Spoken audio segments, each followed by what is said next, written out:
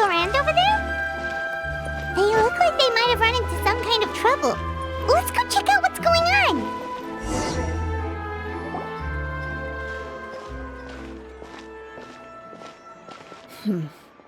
Still no dice?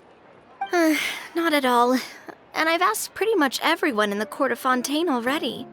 Lynette's ears drooped as soon as she heard that we'd have to be out and about for days on end.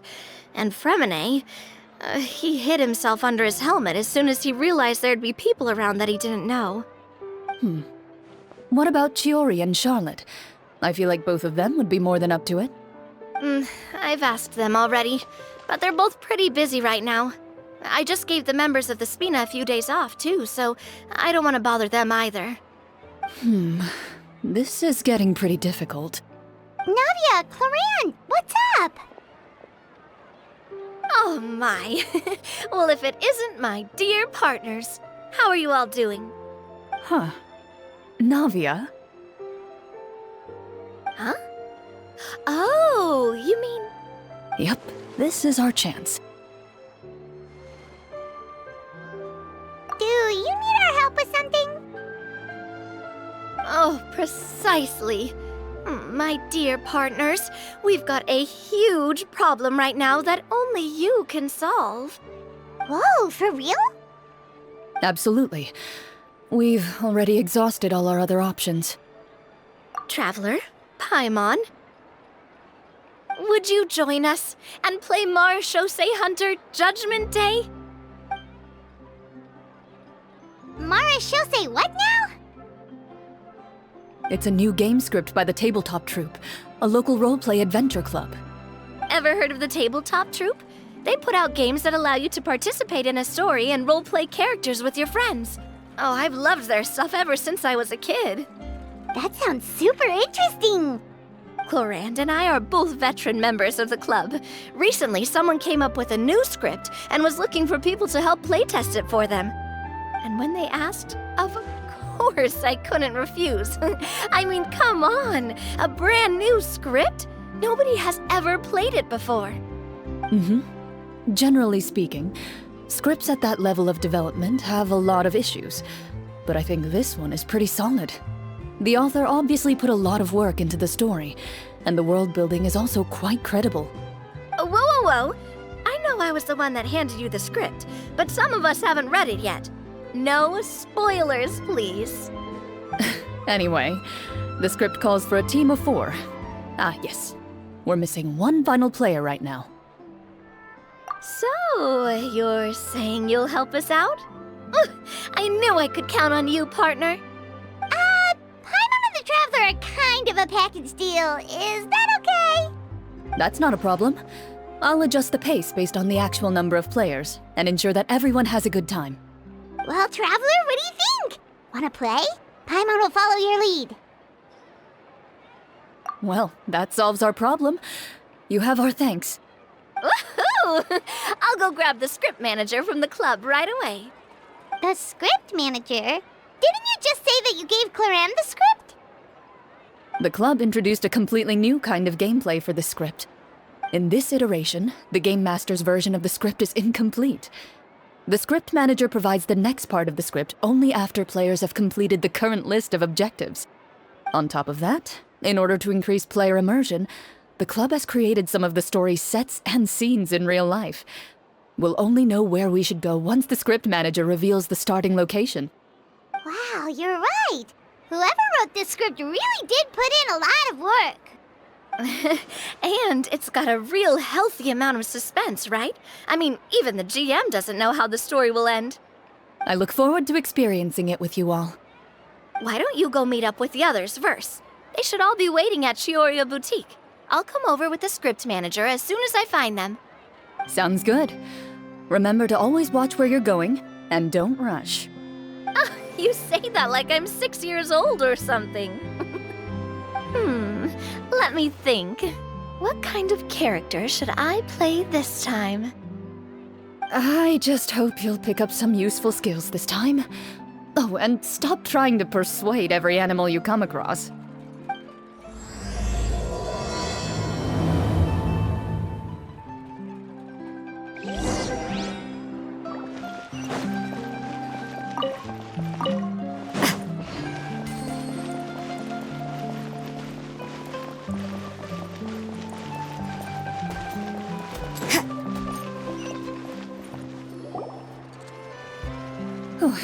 Sorry to keep you waiting.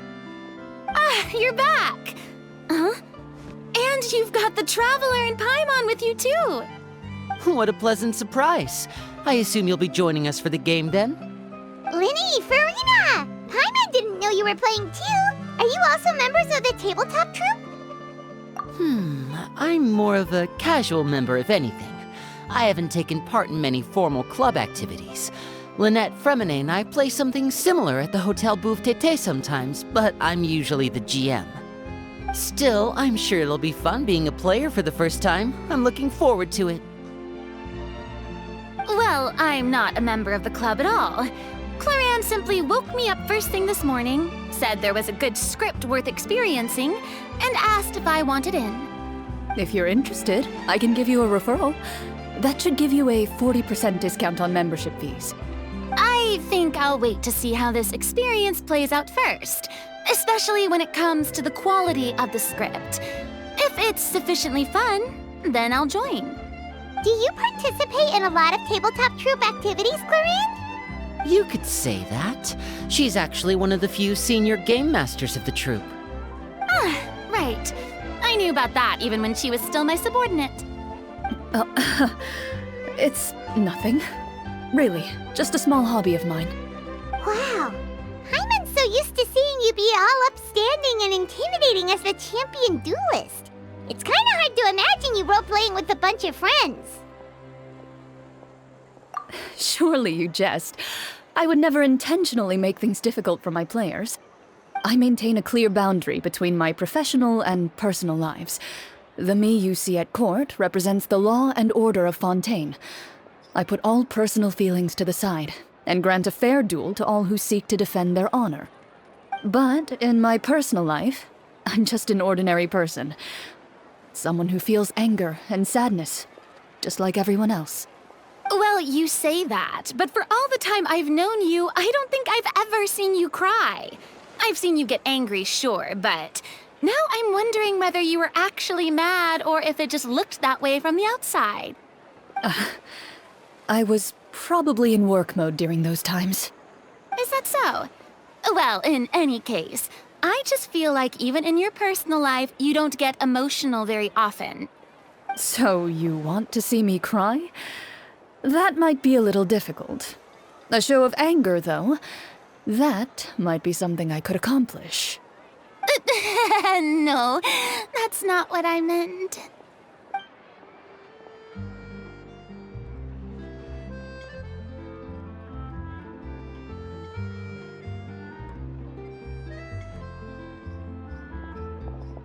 Ah, I'm back! Here, allow me to introduce you to the script manager, Mr. Florian. Pleasure to meet you all. Hello. Wait, are you a champion duelist too, Mr. Florian? Oh, no. This is just the costume provided by the club.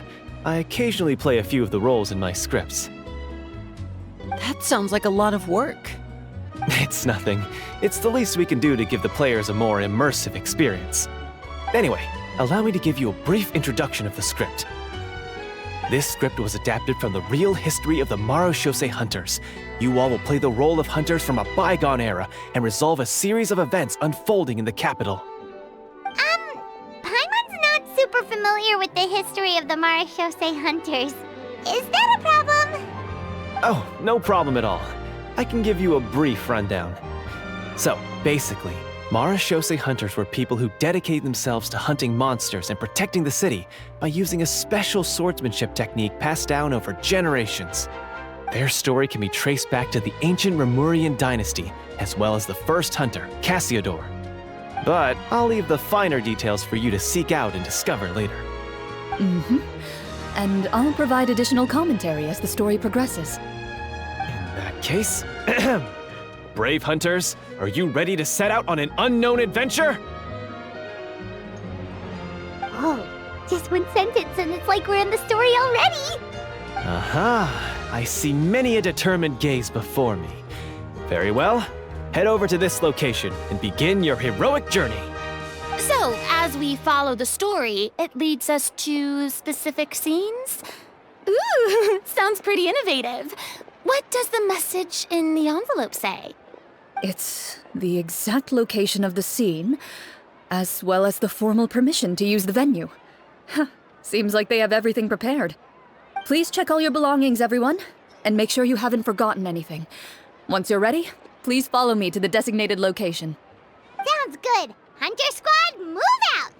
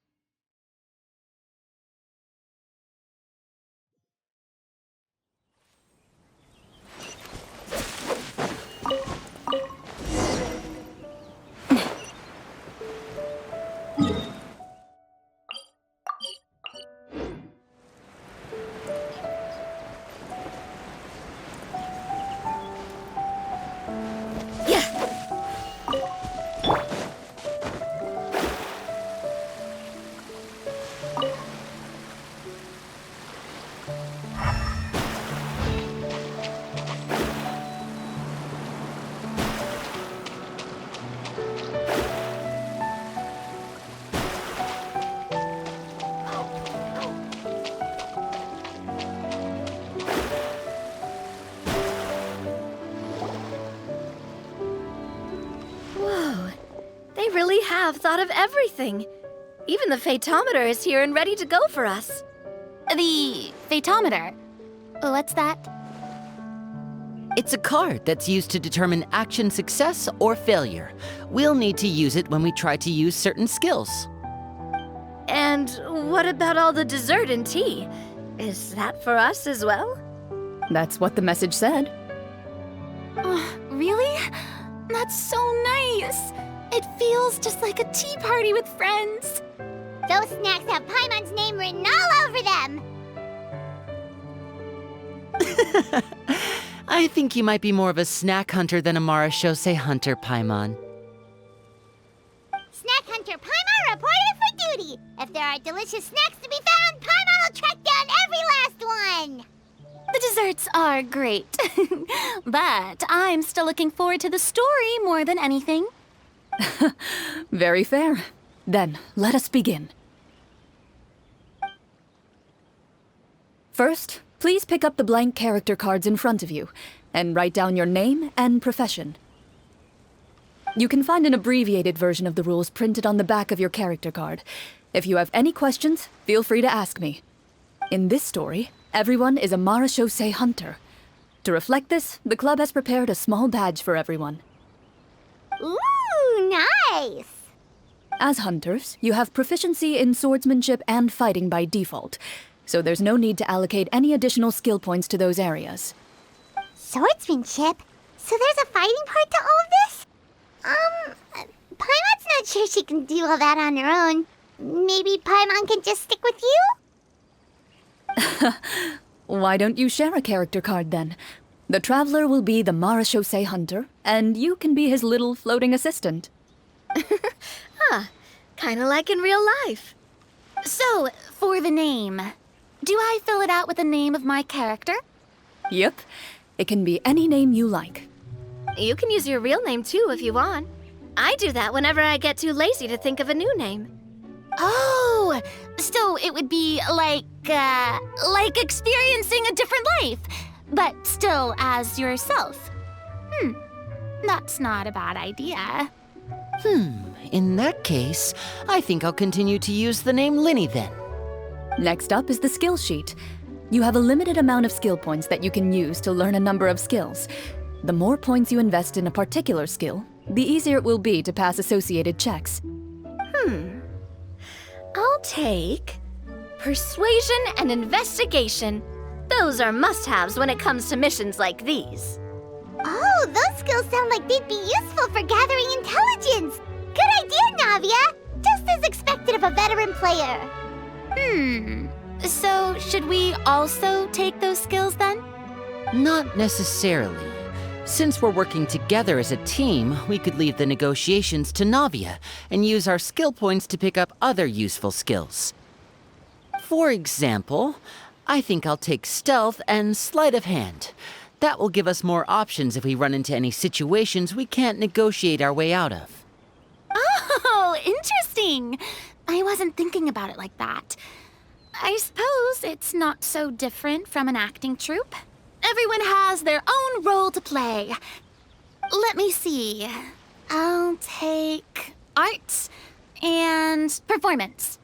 I'm not quite sure what use they'll be, but I'm not as knowledgeable about the other skills, and I am not too confident I'd be able to roleplay them well.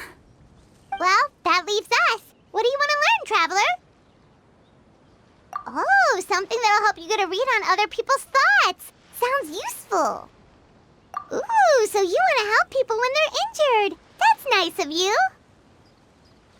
So what do you think? Are you sure you want to learn these two skills? Sure, what do you want to learn? Oh, something that'll help you get a read on other people's thoughts. Sounds useful. Haha, gotta say, this suits you really well. Nothing boosts morale like good food. So what do you think? Are you sure you want to learn these two skills? Sure, what do you want to learn? Ooh, so you want to help people when they're... Haha, so what do you think? Are you sure... Let's see. Oh, looks like you each have enough points to choose one final skill. You've all picked such classic skills. It's fine to go a little bit out of the box, you know. Why do I get the feeling she's getting ready to cause trouble? For example, this one here. Summon. Doesn't it sound super mysterious and cool? Oh, I saw that one just now as well. The description says, this skill can be used under certain circumstances to summon characters or creatures that fit the script's world-building rules. The script's world-building rules, huh? But how are we supposed to know what a Marashose hunter can summon? Oh, that's not for us to worry about, my friend. Just learn the skills that interest you, and the GM will take care of the rest. All right, you've convinced Paimon. Let's learn summon then. Paimon can't wait to see what kind of thing shows up. Well, now that everyone's more or less finished creating their characters, we can begin. Since two of our players are doing this for the first time, though, let me ask. Would you like to play on easy mode or authentic mode? What's the difference between the two? Well, in role-playing games, the story sometimes changes based on the decisions of the players and the results of the Fatometer. For example, if you fail a check, that means you cannot use the target skill in that scenario. A critical failure may even result in further negative consequences. If you choose to play in authentic mode, every time you elect to use a skill, you'll need to use the Fatometer to see whether you succeed or fail, and face any consequences that may follow. If you choose easy mode instead, every check will be successful by default, and you won't have to worry about luck playing a factor.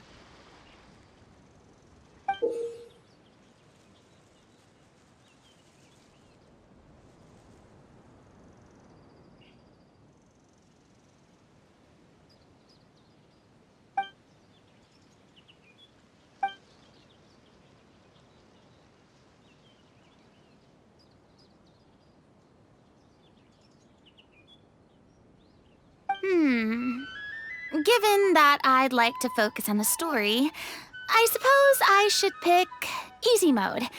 I'd feel bad if I brought the team down by failing my checks. Huh? Oh, come on. Don't worry about that. RNG is the lifeblood of role-playing games. I'm going with authentic mode for sure. Never knowing what you might have to overcome. Ugh, doesn't that sound exciting? I'd rather be mentally prepared for what might happen. All right, then I'll mark down Farina for easy mode. All her checks will be successful by default. As usual, Navia and Linny will play on authentic mode. What about you, dear partner? How would you like to play? Are you sure? Trust me, you'll see the beauty of RNG. Honestly, I don't think Clorinde would make things too difficult for us no matter what the Fatometer says. Isn't that right, Clorinde? No promises. wasn't super reassuring.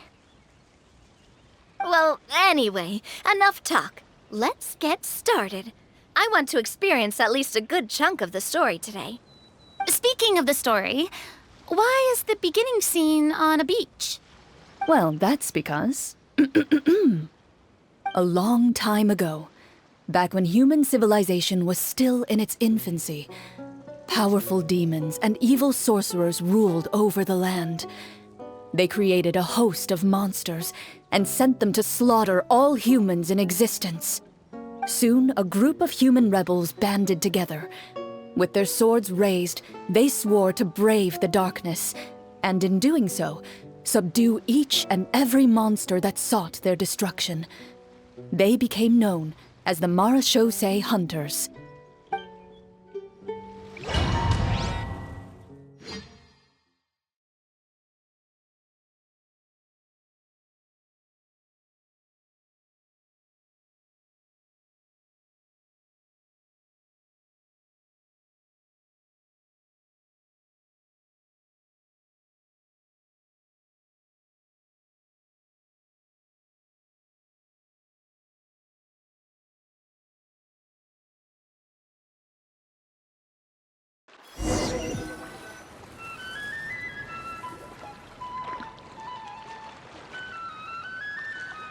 Sometime later, as a member of the Marachose Hunters, you receive a commission. Following the address provided on the message, you take a boat and arrive at this strange city. As you inhale, you can taste the slightly salty air of the docks as you begin to survey your surroundings. There aren't many people in the vicinity, but you do take note of a few others who, like you, seem to be sizing up this place. Your eyes meet, and you realize these people are fellow Marachose hunters, likely led to this location after receiving the same commission as you. You're all Marachose hunters too, right? Allow me to introduce myself. The name's Navia, monster hunter by trade and helpful neighborhood businesswoman on the side. What say you to traveling together? We can help each other out on the road. Okay, count me in. My name is Linny. I've been wandering since I was little and picked up a few less than legal tricks along the way. I was adopted by a Marachose hunter and later chose to follow in his footsteps. Is this where you introduce your character to everyone? It sounds like they've done this dozens of times. My name is Farina, and, I grew up in a noble family. I always had a strong interest in performance and the arts. Even though I'm a Marachose hunter, what I really want is to be a performing artiste. Hey, that's really cool. You can do it, Farina. That's exactly how it's done. Paimon is Paimon, a good friend and companion to this Marachose hunter right here.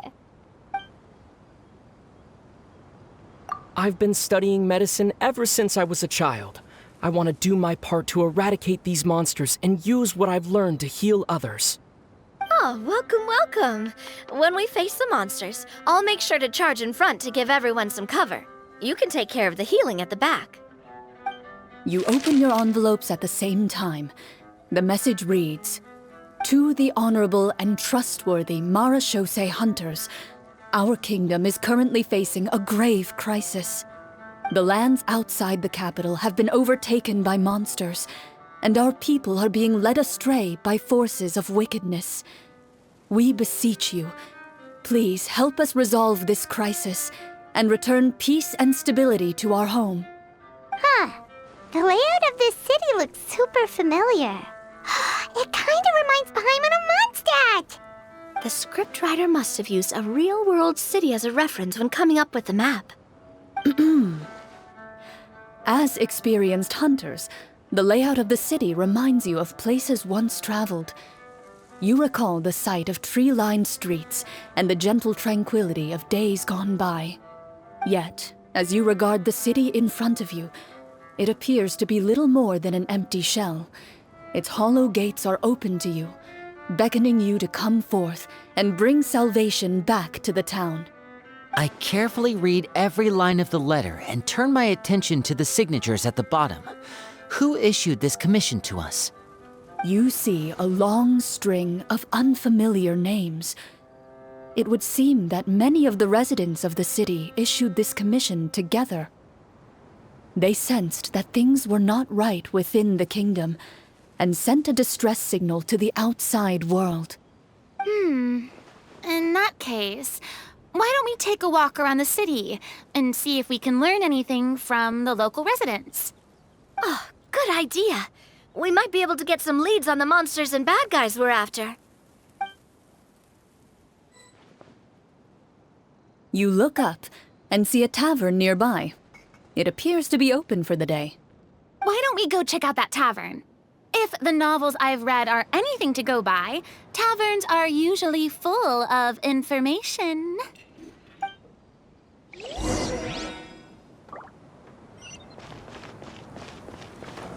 As you approach the tavern, you find a plainly dressed woman standing nearby.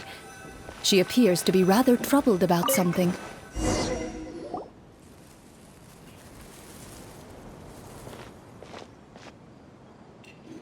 Greetings, friend. Lovely weather we're having today, don't you think? Oh, hello. I suppose you're right. The weather today is quite lovely. If only those monsters out there would stop causing trouble. It seems like every character included in the script has a certain amount of useful information to offer. If we keep asking questions, we might be able to get some good leads. Oh, come now, don't be sad. Life is all about optimism. Oh, that reminds me. What did you have for breakfast this morning? Huh? I don't think that's the kind of question we're supposed to ask. Nothing turns a frown upside down like good food. How about some macarons? I could make you some. You didn't even take cooking as one of your skill proficiencies. That's not necessary, miss. Excuse me for saying this, but you don't really look like a chef. Besides, I'm not really a fan of sweets. So you're someone who barely smiles and doesn't like sweets. You're really starting to remind me of this one friend of mine. Hey! Did she just... me? Clorinde must have broke character for a second. This isn't getting us anywhere. Traveler, maybe you can think of something.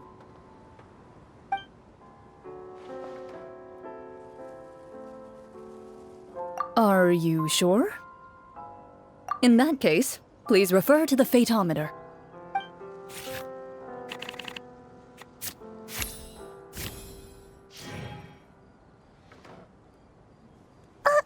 We failed the check? You remain silent as you prepare a pot and fire to use for cooking. The woman stares at you with her mouth agape as you skillfully cut the ingredients and toss them into the pot. Perhaps your skills have regressed due to lack of use, but soon the unpleasant smell of something burnt fills the air. Oh no, I screwed it up. It's all black around the edges. I appreciate the thought, but I think I'll pass. Miss, we'd love to learn more about the monsters you mentioned. If you're willing to open up to us, we might just be able to help resolve the troubles you're facing.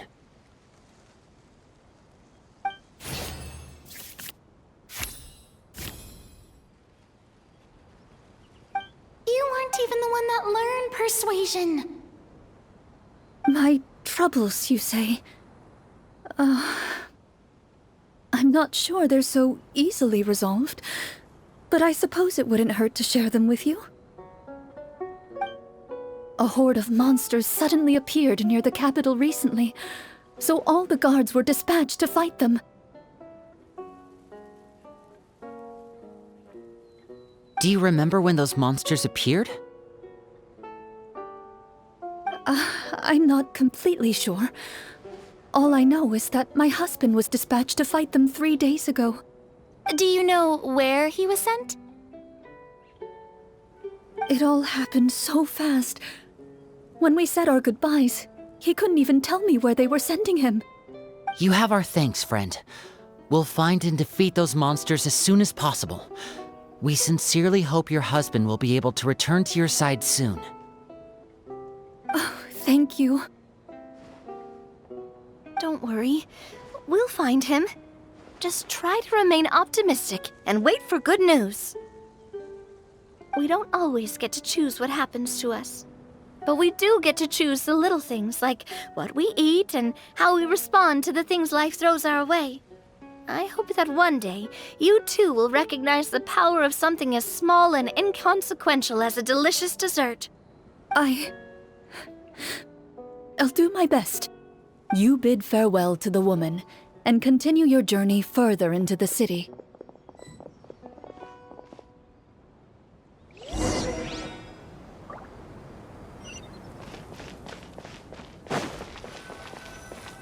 As you venture further into the city, the streets appear largely empty.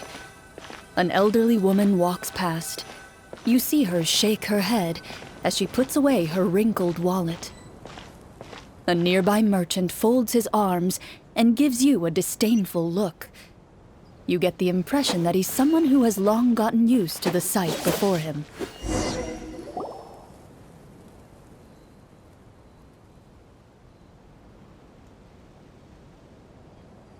Although he doesn't seem very friendly, merchants are usually a good source of information, right?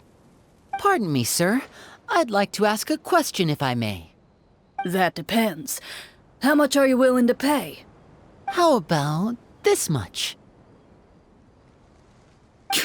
What do you take me for? Some lowly beggar? You can't even buy half an onion with that amount. Surely an onion can't be that expensive, right? What do you know? War is nearly upon us. Everything costs several times what it did before. If you're not gonna buy anything, then scram. Whoa, what a nasty guy. Maybe we shouldn't even bother talking to him. But he still might have information we need. Traveler, can you think of something? Okay, while everyone is talking, I secretly use my magic props to summon a bottle of wine without the merchant noticing.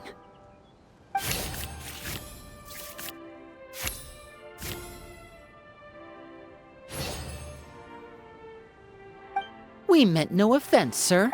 Here, allow me to offer you this bottle of vintage wine, made only from the finest grapes. I'll just leave it here. Please, enjoy it at your leisure. I should mention that this wine is the perfect accompaniment to a meal. I'd suggest enjoying it with dinner. All right. Go on and ask. What do you want to know? Do you have any information on the monsters or the crisis that has overtaken the kingdom? Crisis? If you ask me, there's a crisis everywhere you look. Those monsters are camped outside the city, and they've been destroying all our trade routes. We have limited reserves within the city, so if this continues, we're all gonna be in big trouble. Wait, you're saying no one has put a plan in place to distribute supplies or maintain order? We could all starve, and those nobles in the palace wouldn't even break a sweat. Who knows? Maybe they've been in cahoots with the monsters all along. That is concerning. Thank you, sir. We won't take up any more of your time now.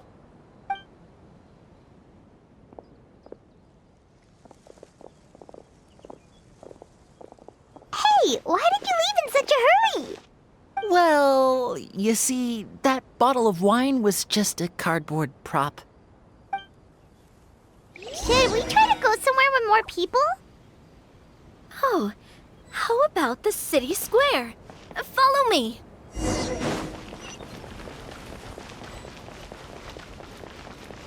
Before you lies the city's central square.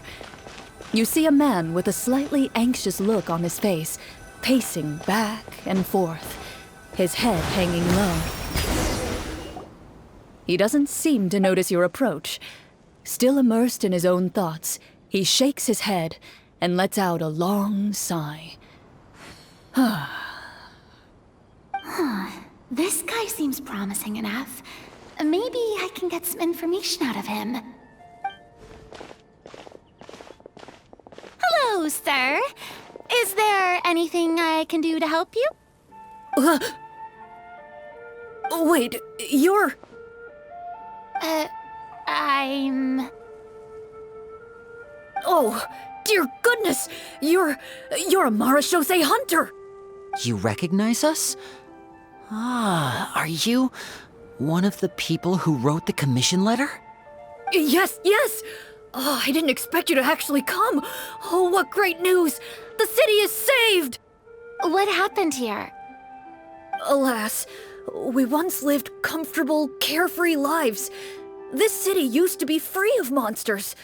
The first Marashose hunter, Casiodor, the Golden Hunter, he was the one who drove them back. However, monsters have once again surrounded the city. Perhaps the seal that kept them at bay has lost its power. Or perhaps an evil sorcerer has been meddling in our affairs. All I know for sure is that their return has stripped the city of any chance at peace. Are there not enough soldiers to drive them out? It's not a question of numbers. The guards simply have no idea how to deal with them. Most people my age have never even seen one of the monsters, much less been trained to fight against them. What's worse, many of us don't even know the history of the Marashose hunters anymore. When I was a child, though, my grandfather would tell me stories about how the Marashose hunters drove back the monsters. So, on the off chance that something might come of it, I decided to reach out to you. To be perfectly honest, I was starting to think all those stories were just tall tales. But now that I've seen you in person, I finally know that it was true! Well, you can rest easy, friend. The righteous and formidable Marashose hunters are on the case. The man is touched by your determination and resolve. His eyes begin to well with tears of relief. Still, if we are going to hunt the monsters, we need to know where to find them. Can you give us any leads? All I know is that the area outside the city is dangerous. I'm afraid I can't point you toward a specific location. Oh, although, if you leave the capital through the main gate and follow the road, you should run into a group of guards. They might know more about where to find the monsters. I see. We'll go look for them then. All right, be careful. Oh, and one last thing. The monsters outside the city are just part of the problem. There are evil sorcerers inside the city as well, so be on your guard. They're actively working with the monsters, and have corrupted the court ministers with malicious magic. They're the reason why, even inside the city, everything has been a giant mess. Even one of our kindest ministers has turned into a boorish and unreasonable figure, interested in nothing but enacting laws that exploit the people. Who knows how much longer we'll be able to go on like this. Talk about being stuck between a rock and a hard place. I feel bad for him. Maybe we should try to cheer him up? Huh? Like, now? Is this really the right time? I appreciate your kindness, but for now, it's more important to focus on the crisis at hand. Brave hunters, I leave the future of this kingdom to you.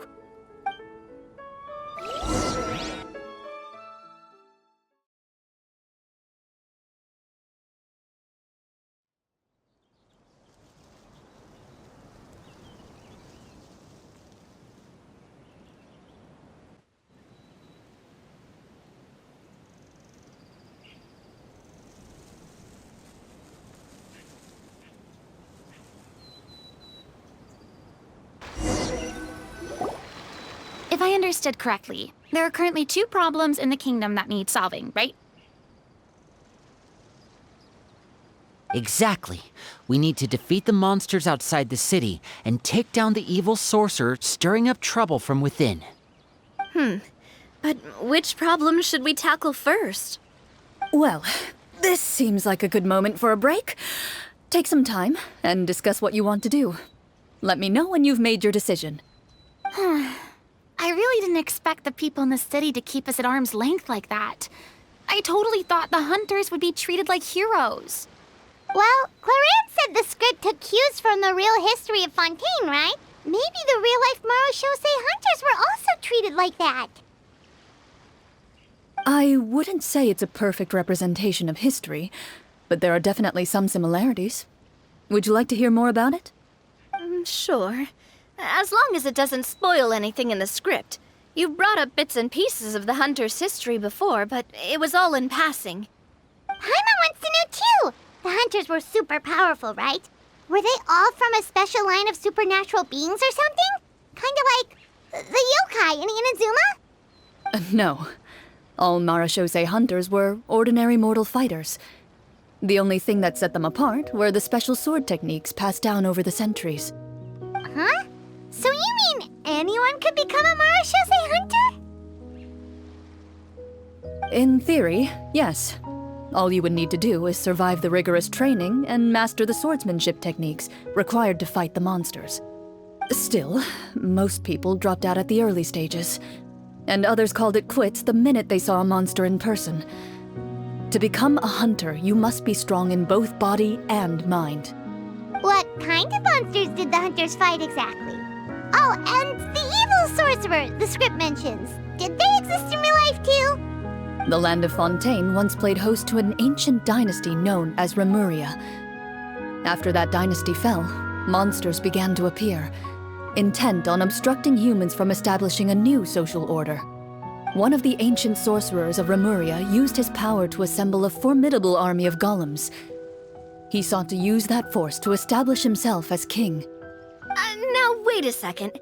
Don't tell me that guy was the inspiration for the evil sorcerer in the script.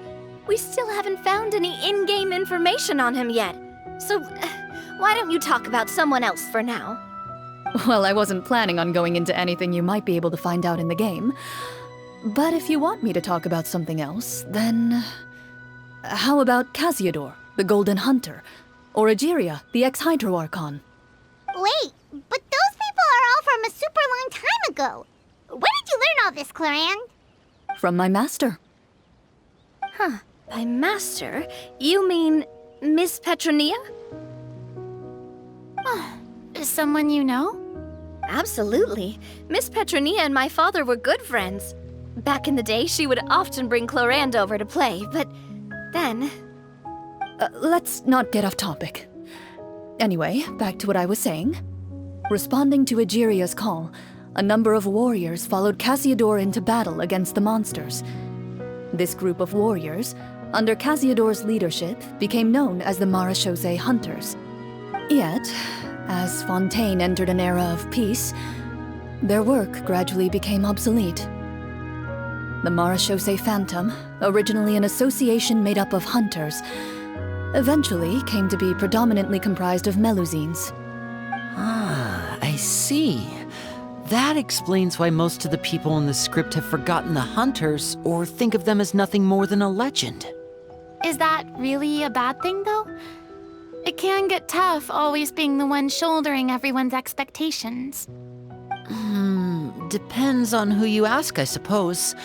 If the name of the organization no longer commands respect, investigative work is bound to suffer. Speaking of investigations, which problem should we tackle first? Monsters or evil sorcerer? I vote monsters. That's the main duty of the hunters, right? We can come back to the sorcerer later. Well said, Miss Farina.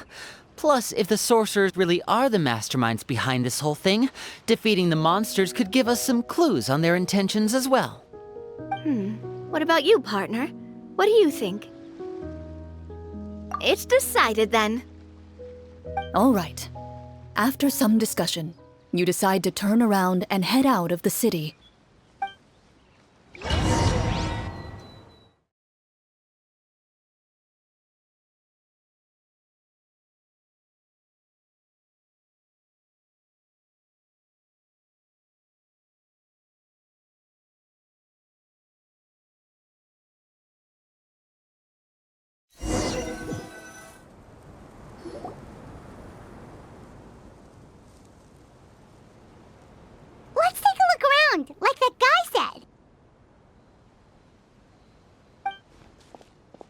You there! Outsiders, halt! Who's there?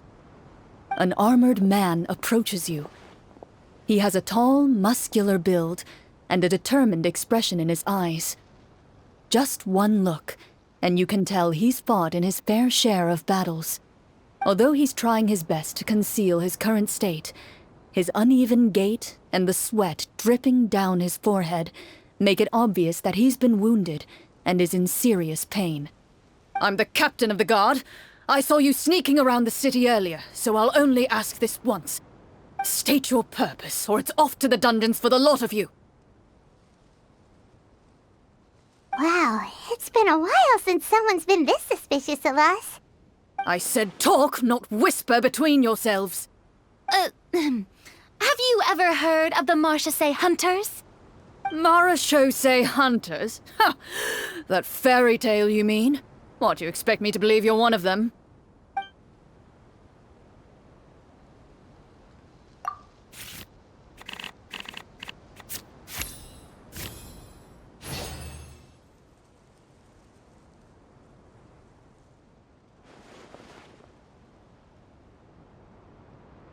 Using your knowledge of medicine, you're able to deduce that the injury on his calf was a monster's doing, and the wound has already begun to fester.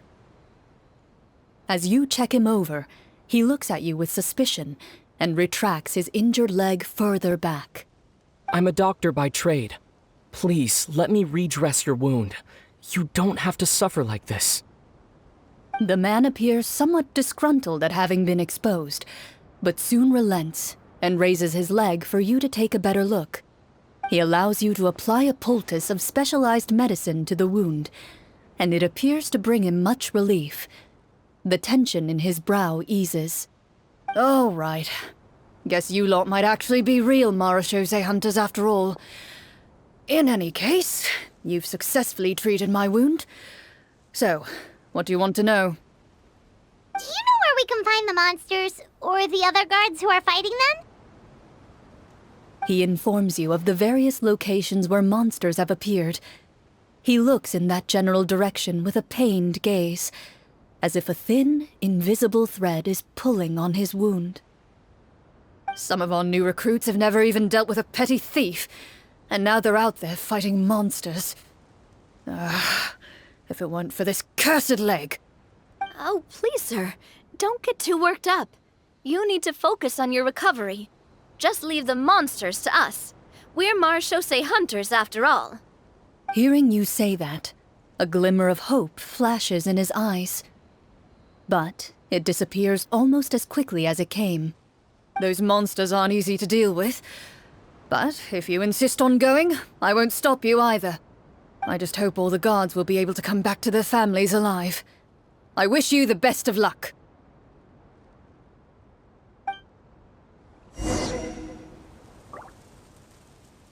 Based on what the captain said, the monster should be right up ahead. Let's go. Hopefully we're not too late.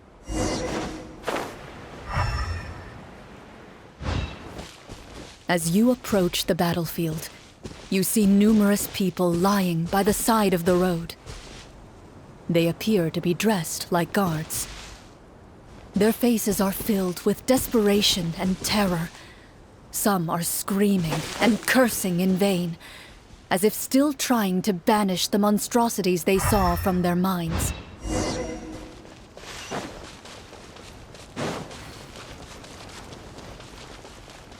A few of the wounded look up at you in shock and disbelief. Quick, leave this place. Turn around and don't look back, they yell.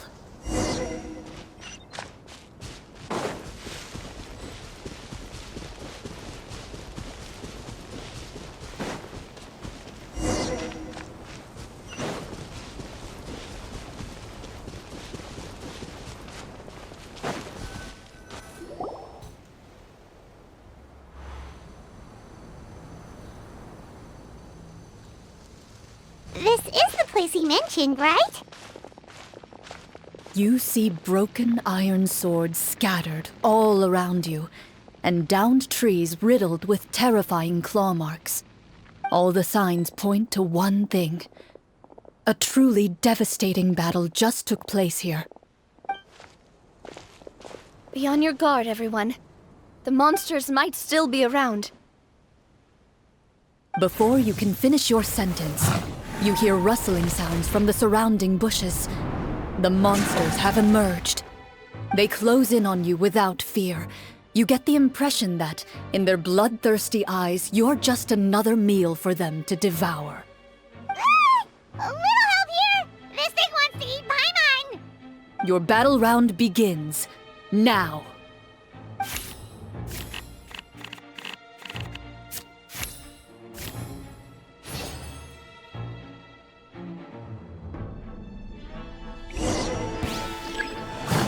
Yeah! Go! Attack! Shower me with praise! Let the world come alive! A round of applause! The next battle round begins now.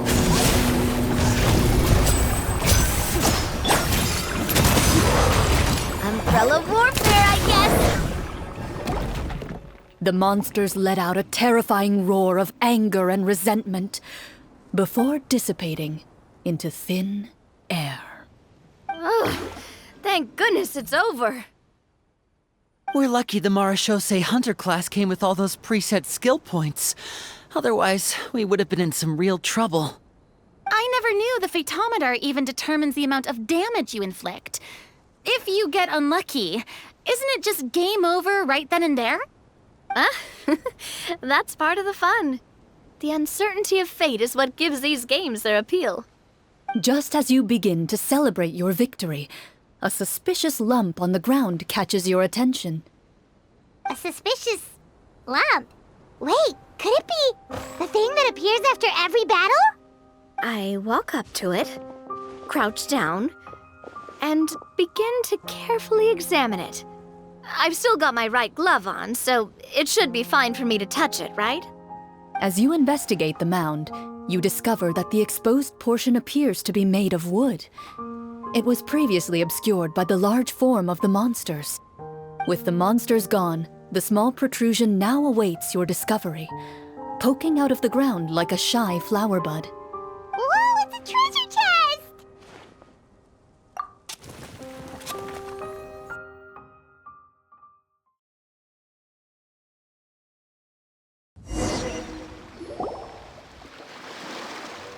With everyone's help, you successfully excavate the wooden chest from the ground. Even without opening it, you can tell from the mora and jewels scattered around the chest that it must contain quite the fortune. Makes sense. We worked hard for this. Let's open it. We can share what's inside. I can understand your excitement, Paimon, but think about it. Doesn't it seem like there are people out there who need this treasure more than us? Yeah. Think about all the people suffering in the capital, or all those guards who got hurt fighting the monsters. Wouldn't it be better if we gave the treasure to them? Wait, is that how it works? Paimon thought since we were the ones to dig it up, we could just take it for ourselves. Well, let's put it this way. Any decision you make during a role-playing game can impact the future course of the story. But would the people really believe us? It's hard enough for us to prove we're Marashose hunters. What if they think we procured the treasure illegally? They might get even more suspicious of us. That's definitely something we should consider. Maybe we can come up with an explanation in advance. Well, if donating it could cause that much trouble, why don't we use it to buy some gear and fill up on good food? Then we'll be ready to fight even more bad guys. Looks like you're facing a difficult choice once again. Well, it's getting late. Why don't we call it a day for now? Wow, where did the time go? I'm not sure if it's because I'm having so much fun with you all or because the story is particularly enticing, but I feel like I could almost keep going. Here, here. Ooh, how about we play through the night? I'm not sure I'll have enough energy for that. Yeah, that won't work for me either. Lynette will give me an earful if I get home too late. I understand how you feel, Navia, but we have to change venues for the next part of the story anyway. Huh? Another location? There's a special note for the GM at the end of this section that says to proceed to an indoor set for the next part of the script. Whoa! They really pulled out all the stops for this new script. Well, even if we end the game for the day, we can still stay a little longer and hear Clorinde finish her story, right? Paimon wants to hear more about the history of the Hunters.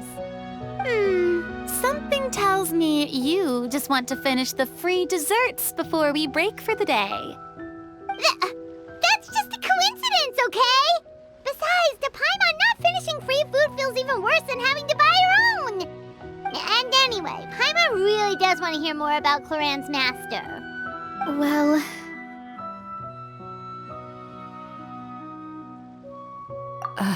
It's nothing. I appreciate the concern, but it's all in the past. It won't do any harm to share these things now.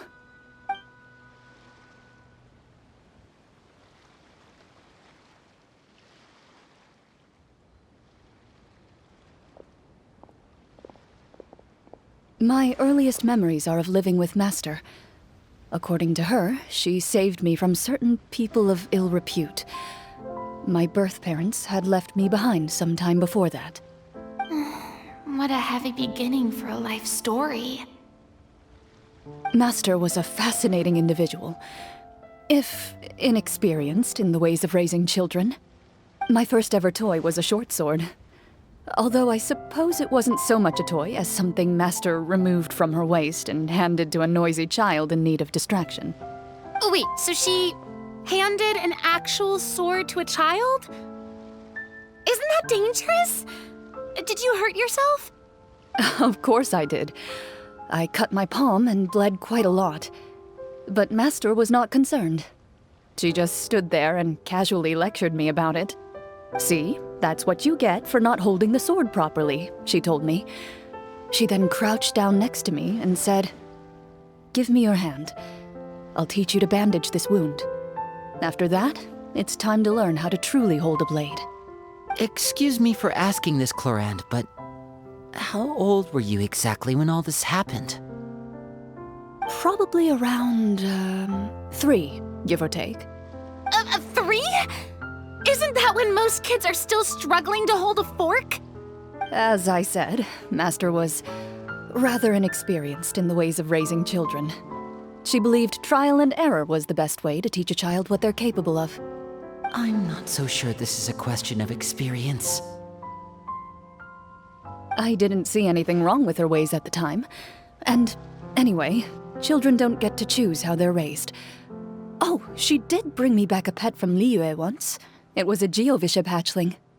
A Geovishap hatchling? For a pet? That seems even more dangerous. What she said was this: "Make sure to get along, you two. If you really can't agree on something, just settle it with a fight. Whoever loses is the real pet." And how old were you when this happened? 5. Well, did she win? No, I lost. So you're saying you actually became the Geovishap's pet? Yes, but only for a week. By the end of that week, I defeated it in combat, and we've shared a cordial relationship ever since. That really doesn't sound like the kind of childhood someone should have. Later on, I gradually understood that Master most likely didn't know any other way to raise a child. She was a marechaussee hunter, but I never heard her bring up her own parents. Thanks to her, I learned how to navigate the forest by the age of 6, and could hunt monsters in the wild by myself the year after that. Even though the training she subjected me to was strict, she always made sure to take me traveling when she had the time. We met many of her friends during those days. That was also how I met Mr. Callis and his family. I still remember the first time we met. You were too scared to join our picnic and hid behind Ms. Petronia the whole time. I still hadn't really met many children my age at that time, so I didn't know how to interact with others. After that, though, you started coming over a lot. You love challenging people to shooting competitions, remember? I don't think many members of the Spina ever beat you in one of those. I had a lot of fun during those days. I enjoyed them too. Oh, do you remember that one time we went exploring around the Spina together? We overheard Papa call your master Fontaine's Protector of Justice. We tried to pretend like we never heard anything, but you nearly let it slip that one time.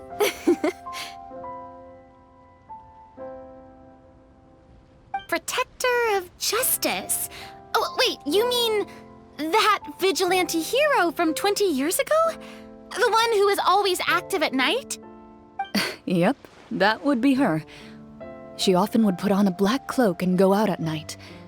I never knew where she went or what she was doing. Until, like Navia said, we overheard the truth from Mr. Callis that night. 20 years ago, huh? I still remember the guards leaving all kinds of witness reports about her on Nervalette's desk. My apologies. Oh, there's no need to apologize. You had nothing to do with it. And anyway, everything she did was for a good cause. Although, calling herself the Protector of Order was a bit much. Especially when she deliberately operated outside the law. Huh? When did the Protector of Justice become the Protector of Order? Oh, she had a bunch of code names.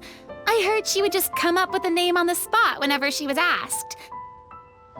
Later on, she probably got sick of answering those questions and decided to stick to just two. The Protector of Justice and the Protector of Order. That sounds like her, all right.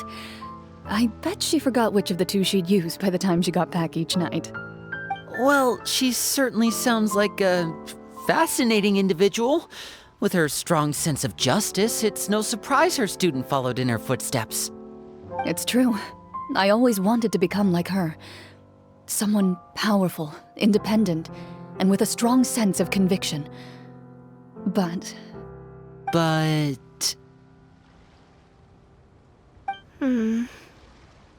She suddenly disappeared the night I turned 10 years old. Disappeared? What happened? I have no idea. She didn't even leave a note. I was never able to find out where she went. That night, I was celebrating my birthday at Navia's house, but Master never came to pick me up. When I returned home on my own, it was to an empty house. When she still didn't appear after a few days, I went to Mr. Callis's house to ask about her whereabouts, but he only shook his head. Papa probably didn't know either. I know he sent a few people to investigate the matter in secret, but they never found any credible leads. Don't worry, I understand. To be perfectly honest, given Master's personality and way of doing things, it all made a lot of sense. If I had to guess, I'd say she probably used it as an opportunity to force me to become independent. Just like how, when a litter of kittens reaches a certain age, the mother willingly leaves them behind. Were you upset, Clorinde?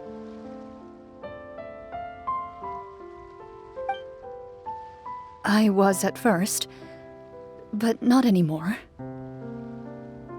I don't believe Master would suddenly disappear for no reason. There must have been something she just had to do.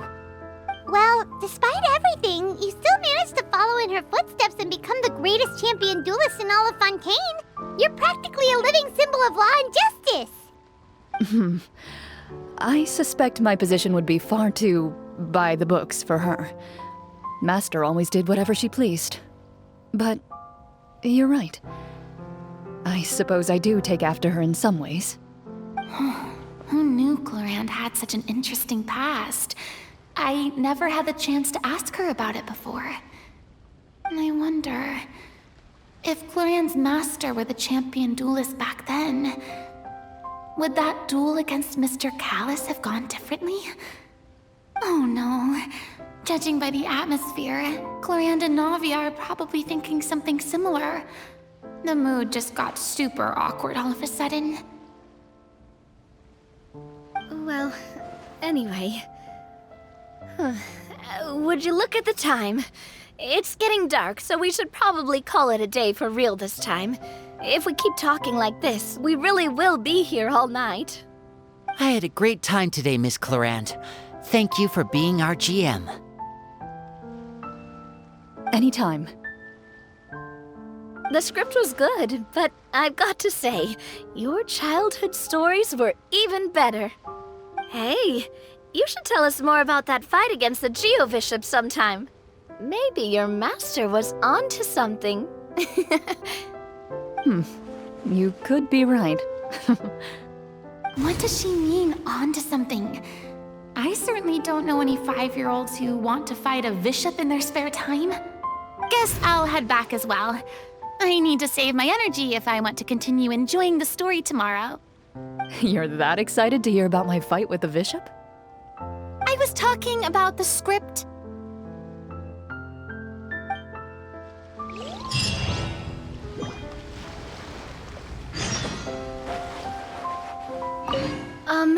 Just between the two of us, could you tell me what it was like to be the Geo-Bishop's pet? It was nothing special, really. Geo-Bishops don't understand the concept of a pet. So basically, it just headbutted me whenever I entered its territory. And that hurt? Yeah, it hurt. What, something you want to experience for yourself? Oh, I'm good. Thanks.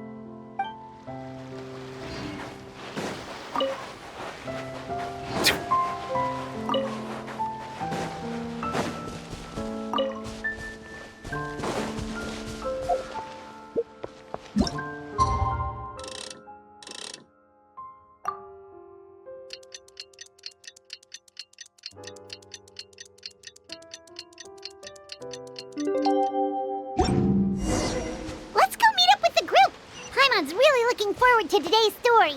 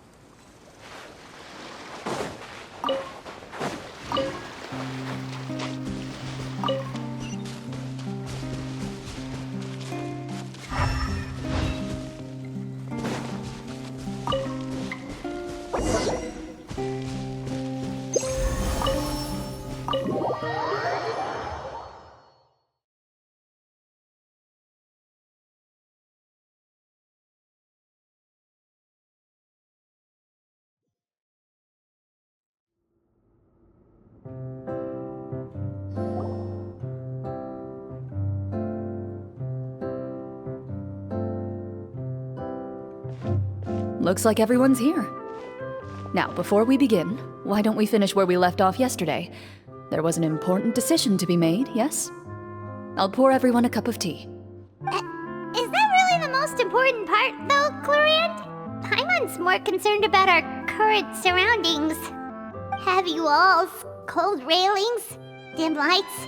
This is obviously supposed to be a prison. I admire the work put into the set. Still, it's obvious the scriptwriter has never paid a visit to the fortress of Meripede. So the set is going to be a part of the script? Unfortunately, that is something I can neither confirm nor deny. Anyone think Clorinde's smile is starting to look kinda scary? Well, whatever happens, we'll just have to push on. But first, we should really figure out what to do with this treasure. If we're worried about arousing suspicion because of our identity, why don't we give ourselves a different name, just like Clorinde's master did? Yeah, it might be better to keep a low profile. As long as we're helping people, it doesn't matter who we are or what we're called. Staring at me won't get you anywhere. Or did you want some more tea? Oh, Paimon's good. Thanks. anything, Navia.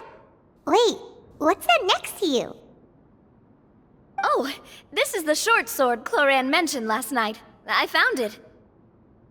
Huh. I'm surprised you managed to track it down after all this time.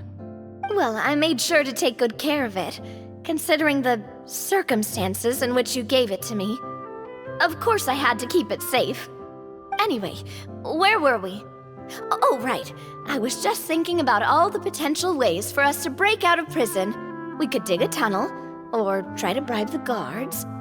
Wait, we haven't been thrown into prison yet, have we? Well, it's only a matter of time. It pays to be prepared. Just like how you should always have an umbrella on hand, even when it's sunny. All right, Paimon's made up her mind. Let's just give the treasure away. Paimon may have wanted to keep it, but if it's going to land us in prison somehow, Paimon will be too upset to enjoy her snacks. So, you reached an agreement? All right then, we can continue with the story. Oh, and we'll collect all the scattered pieces of treasure on the ground as well. All right. You collect the treasure and make your way back to the capital with your bag of loot in hand.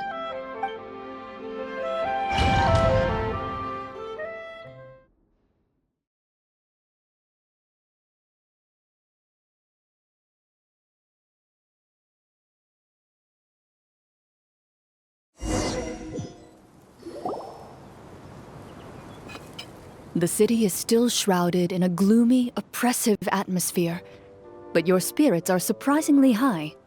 In places where sunlight struggles to reach, you generously share your wealth with the children, the elderly, and the poor in urgent need of help. Thank you, kind soul. The elderly woman's look of gratitude follows you as you walk away, her eyes never leaving your back until you move entirely out of sight. However, there's still quite a bit of Mora remaining. It appears you haven't made much progress. She's probably trying to tell us to speed this up. We need to hurry up so we can address the sorcerer problem. Should we go find that man again at the square? He seemed like a pretty responsible guy. I'm sure he knows the people here far better than us. Oh, good idea! Just as you start to make way to the square, intent on finding the man again, there's a voice.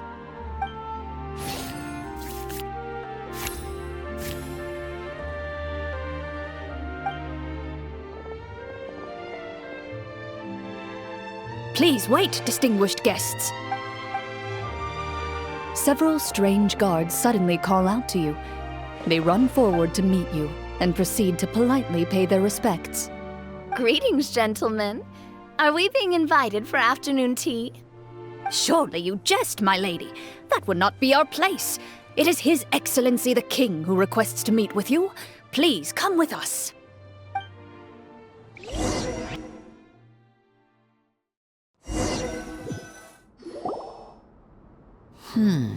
Do you think this could be a trap?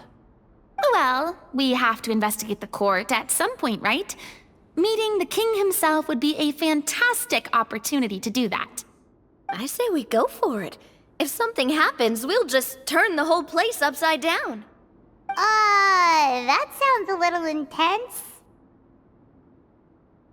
After a quick discussion, you nod to the guards and agree to follow.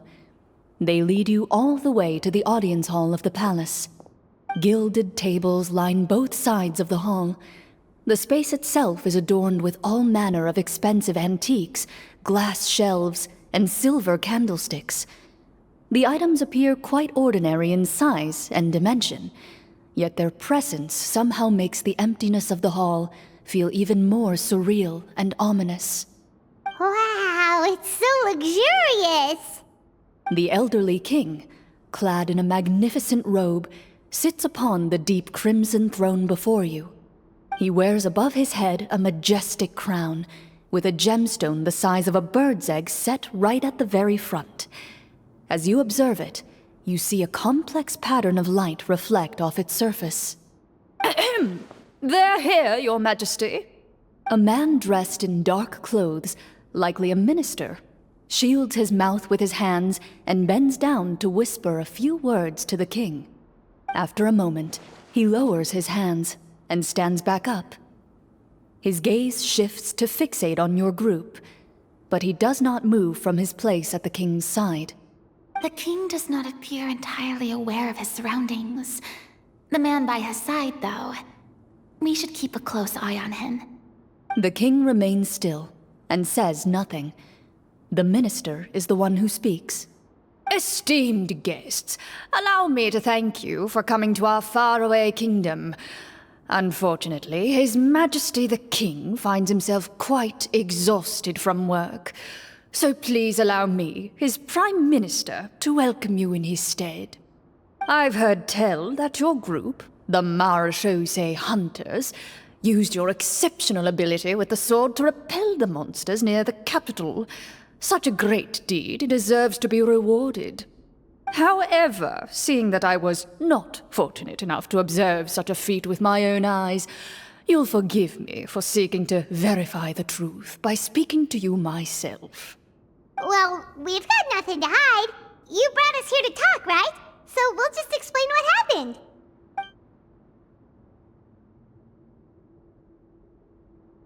The golem's blades were so powerful, they could cut down trees in a single swipe. It took a lot of effort to defeat them, even for trained swordsmen like us. Well, that was enough details, right? Believe us now? Your account does indeed match those of the survivors. Since you were the ones who defeated the monsters, that must mean you are also in possession of the treasure they stole?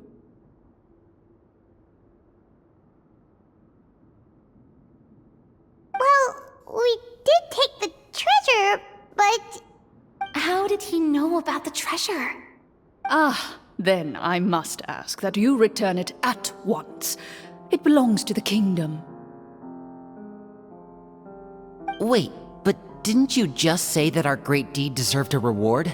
Shouldn't the treasure be considered a part of that?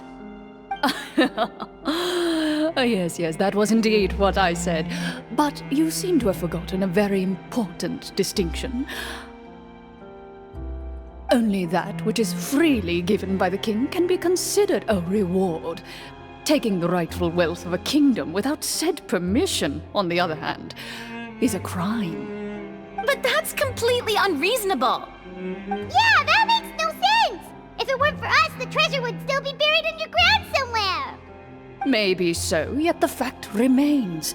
You tried to dispose of the treasure without reporting it to the court and without receiving permission, yes? What, no answer?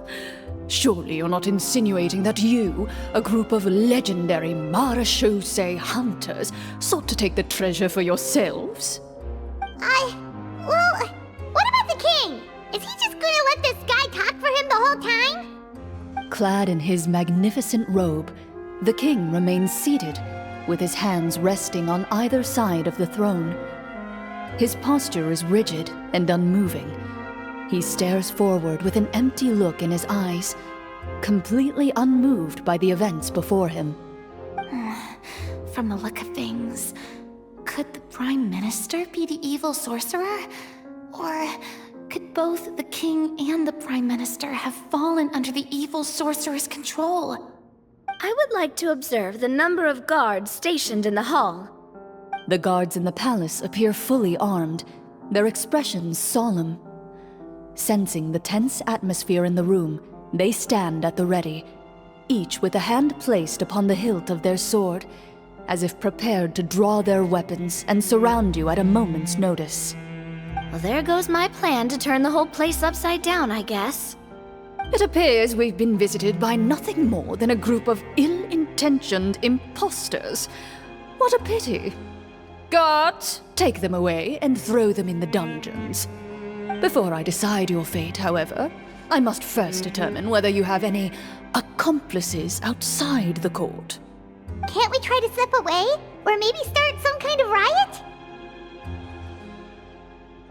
But if we try to fight the guards right now... Don't worry. At least we figured out who's behind all this. Let's just play it by ear. If you're scared, Paimon, just hold my hand.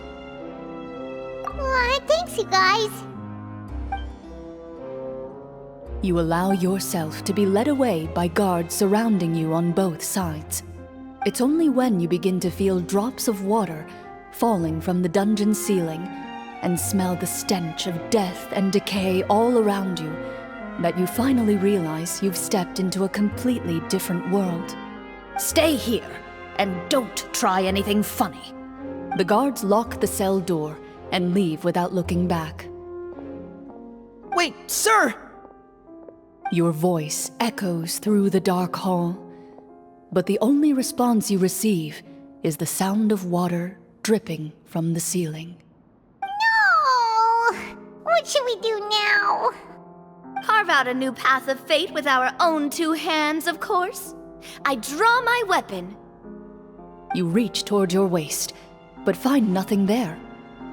You now recall that your weapons were confiscated before the guards locked you in the cell.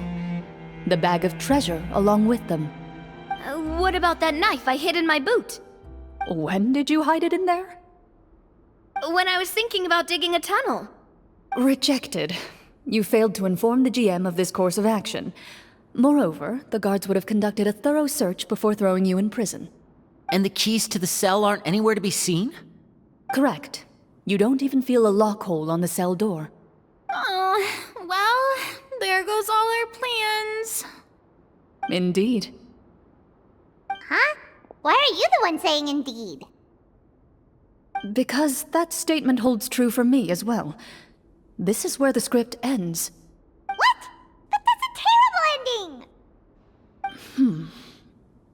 Generally speaking, this should be the point where the scriptwriter gives the players some kind of hint, or gives the GM some kind of code for how to move forward. I mean, maybe they just really wanted us to be immersed in the feeling of being in prison? Like, they'll only show us the way out once we've grown truly and utterly desperate? That is a possibility. If only there were desserts and tea in real prison. Oh, wait, guess it's kind of how the Fortress of Meripede works if you're lucky. Oh, before I forget, Navia, the short sword you had with you earlier. I took a closer look, and the craftsmanship doesn't appear to resemble anything from this era. If I remember correctly, that style was last in vogue several hundred years ago. Wait, Clorinde said that sword used to belong to her master, right? Does that mean her master has been alive that long? I doubt it.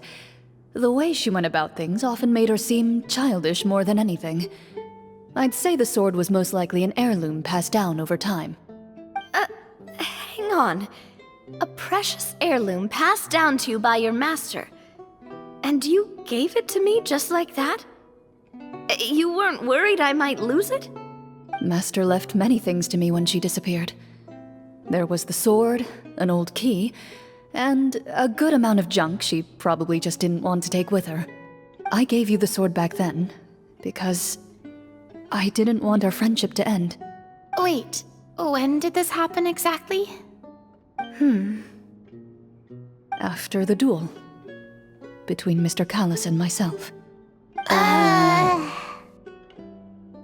Before that, Clorinde would have meals with us and even stay over at the Spina some days. She was on great terms with Papa as well. After the duel, though, there was a period of time where we simply didn't know how to face each other. She entrusted this sword to me, and never came back. We were both sad, and conflicted, and totally overthinking everything as a result. Whenever I looked at this sword, I couldn't help but wonder if Miss Petronia had never introduced us to each other at that picnic. Maybe part of the sadness I was feeling could have been avoided. Back then, it felt like I hadn't just lost a father, but a close friend as well. No one can change the past. The most important thing is that you two found your way back to each other and can enjoy things like this together. Yep, you're right. I'm sorry, you two. I didn't mean to bring up any sad memories. Think nothing of it. No one here is at fault.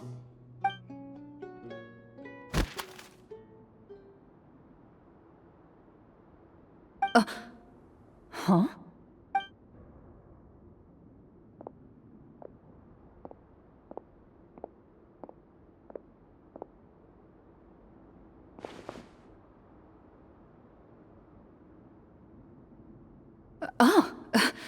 Looks like the next part of our script is here. Perfect timing. The situation was really starting to get desperate. And not just because of the prison thing. From Clorinde's face, I really can't tell if it's good news or bad news. Water continues to drip from the ceiling. In this lightless dungeon, you lack a reliable way to tell how much time has passed. Eventually, you get used to the unpleasant odor of straw, mold, and rust, and find yourselves alternating between fits of drowsiness and despair. Suddenly, you hear footsteps outside the door. Heads up, everyone. Someone's coming. Gather close, everyone, and keep your voice down.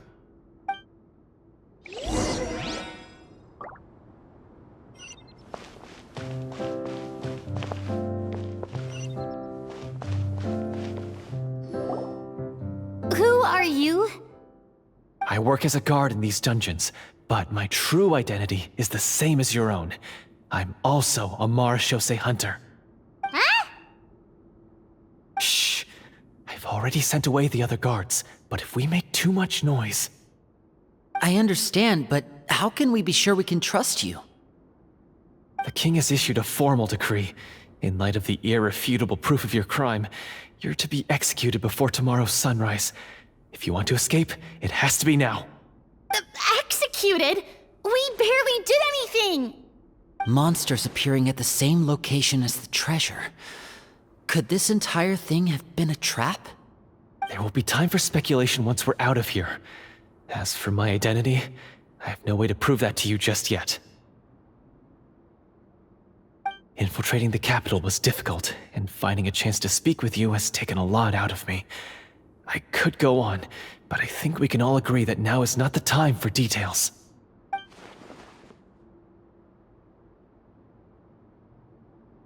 Have you seen our weapons anywhere, sir? Don't worry, I brought them with me. They're just behind the door. Still, these weapons alone won't be enough to defeat the true enemy behind the scenes. His faction is too powerful. The guards are all under his control, and he's even stationed a number of golems in various rooms throughout the palace. To defeat him, you must find a secret vault. It is said that within that vault, the Marashose hunters of the past left behind a treasure with the power to defeat the sorcerer. You're not coming with us? No, I'll remain in the dungeons to deal with the guards. I'll try my best to distract them so they don't go after you. As long as my identity is not revealed, I'll be able to aid you when the final battle comes. In that case, please stay safe. Thank you for your concern. I will do my utmost. As for the location of the vault, here, this map should lead you there.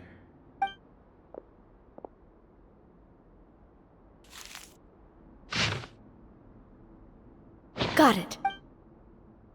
All right, once I open the door, remember to stick close and refrain from making any noise. I'll lead you out of here as quickly as possible. You now have the chance to restore the honor and legacy of the Marashose hunters. So please, get out there and reclaim what's ours. And be sure to exercise caution. With the help of the guard, you successfully escape the dungeons. Your sense of despair and anxiety both seem to fade as you continue your quest.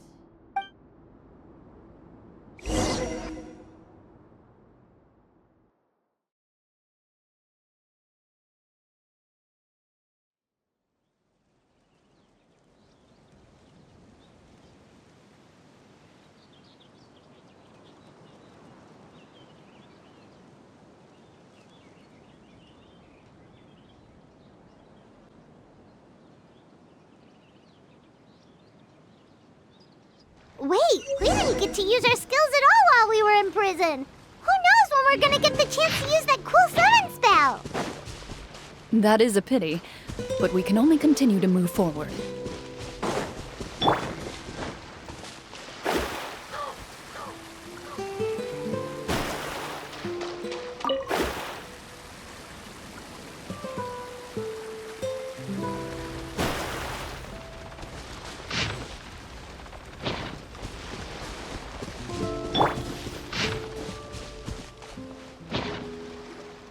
This should be the place marked on the map. This bit of rock certainly looks suspicious. Well, I'd say an investigation's in order then. Plus, if all else fails, we can just blow it up. Wow, you really meant that! Before you lies a serene stretch of open water, its surface shimmering a brilliant shade of sapphire blue. Well, guess this means it's time for a swim!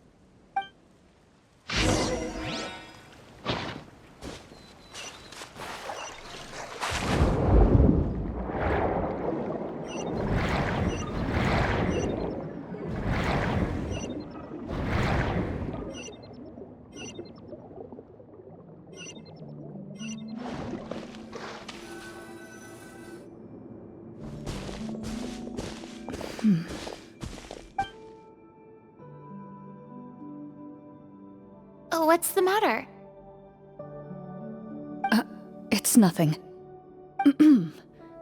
As you step into the cave, you find yourself in an eerily quiet space. Before you lies a narrow passageway that appears to trail off endlessly into the distance.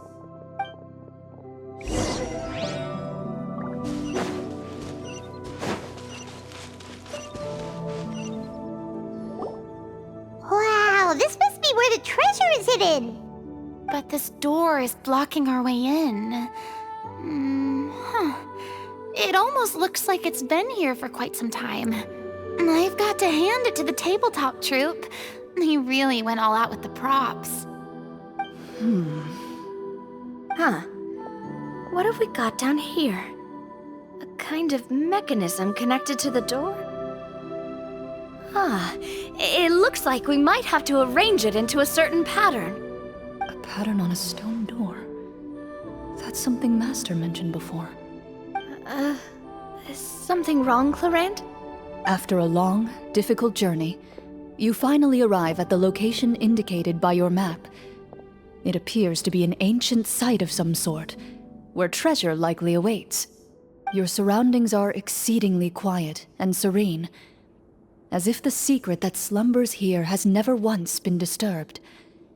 If you listen closely, you can almost convince yourself you can hear the sound of its calm, gentle breathing.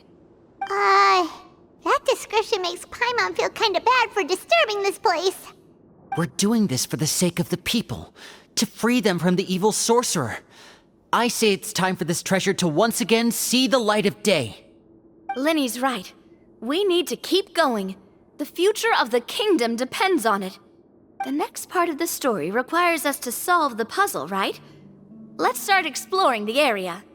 Yes, that should be fine.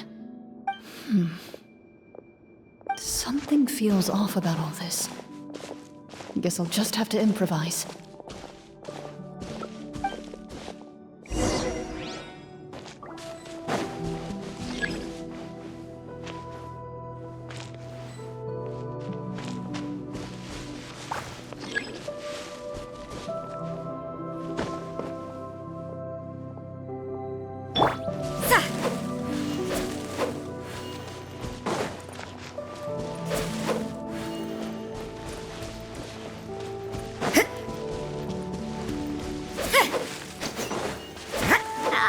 Something.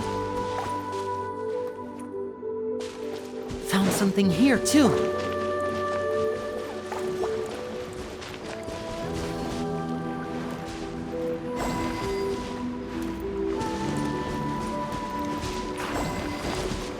Same here.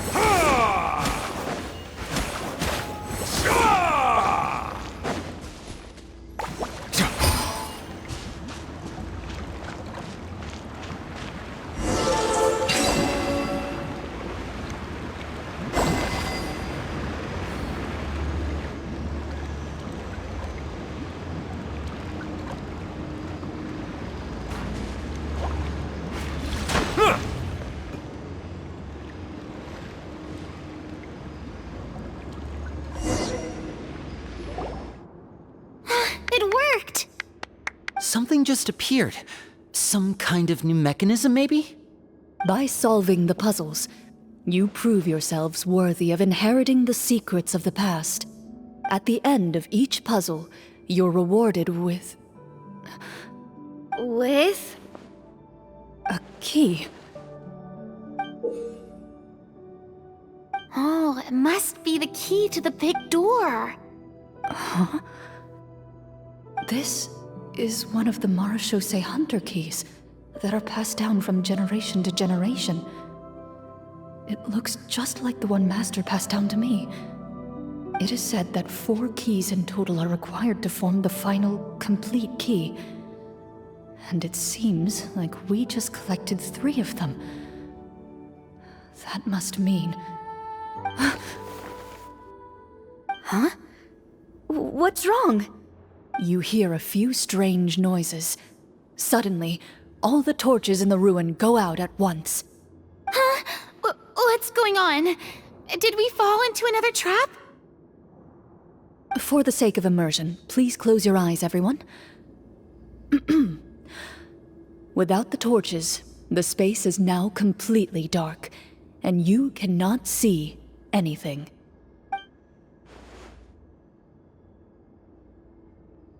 But Paimon can still see a little bit over here. Oh, right, sorry. Suddenly, you hear the sound of footsteps pierce through the darkness. There's someone else here? Oh, this is so unsettling. I can't see anything. I've been discovered then. Wait, that voice, it's... You recognize the voice as belonging to the guard who led you to this place.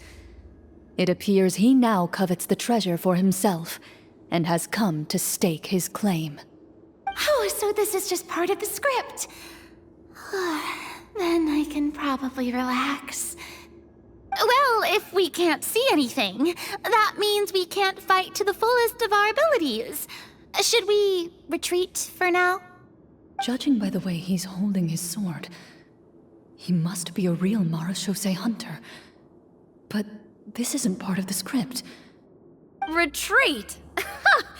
That's not the hunter way. If it's dark for us, then it's dark for him. We choose to fight. Your choice is noted. Please keep your eyes closed until I tell you the torches have been relit. This battle will be in the dark. You got it! Well then, let us begin.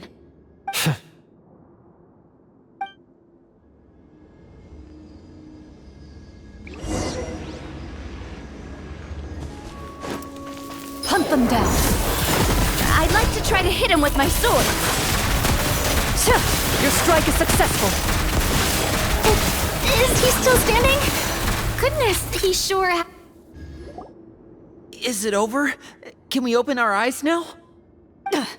The enemy is strong and relentless, but the battle is nearing its end. The torches have not been relit. What about now? Final strike. Ha!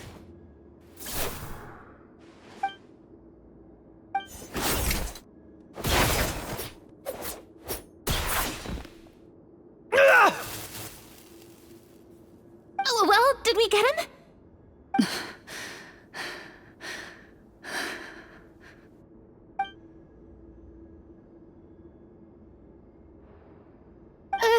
Clorinde?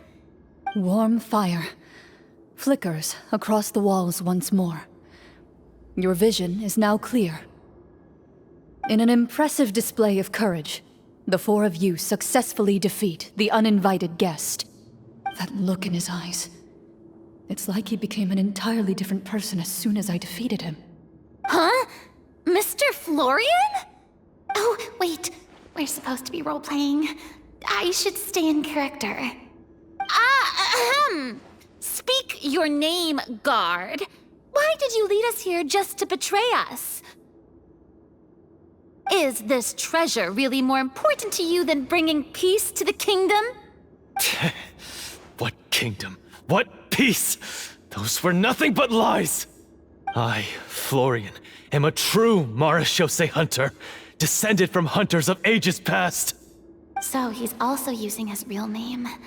Or, wait, was that the name of his character from the very beginning? Then I'm even more confused. If you truly are a Marashose hunter, shouldn't you want to help us just like you said before? Shouldn't we fight together for the sake of the people? What do you know? In this day and age, there's no glory to be had as a Marashose hunter. What's that supposed to mean? My skills were passed down to me by my father. We lived a life of obscurity in the remote wilderness. Still, he devoted everything he had to being a Marashose hunter. And what did he get in return? A life of poverty and pain. In a world that forgot all about him. When he died, not a single person came to mourn his passing. The Marashose hunters were the ones who saved this city. We're heroes. We deserved more recognition and respect than this.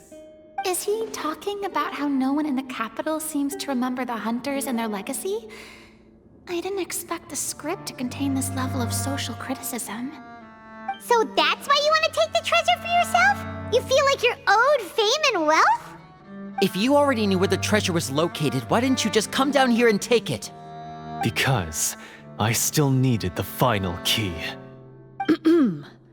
Only a true Marashose hunter is capable of passing through this final door.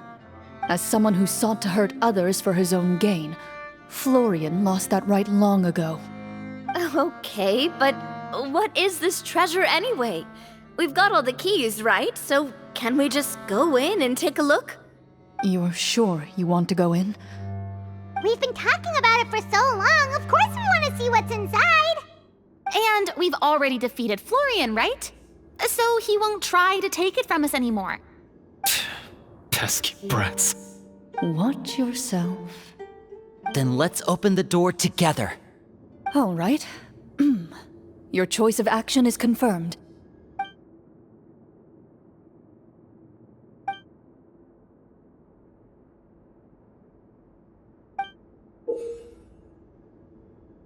Before you, the door to the treasure, sealed and undisturbed for more than 100 years, finally swings open. You hear the shrill wail of the door hinge as it rotates for the first time after years of disuse, almost like a sleeping giant letting out an extended yawn. You get the impression that the secrets buried behind this door might be just as heavy as the sound you just heard. It's open! Come on, let's go in! Paimon wants to see what's inside! Ooh, me too! Ugh, uncovering hidden treasure is the most exciting part of adventuring. What do we have here? Uh-huh. A stone tablet? And some shabby weapons? You call this a treasure vault? Looks more like an abandoned warehouse. Maybe the troupe ran out of budget at the end? They provided a super immersive experience at the beginning only to drop the ball at the most important part. They could have at least filled this place with cardboard mora or something. Wait, I get it now. Paimon, this is the real Marashose hunter treasure. Huh? This is it? The Marashose hunter treasure is just a stone slab and some broken swords? I can't believe it. I refuse to believe it!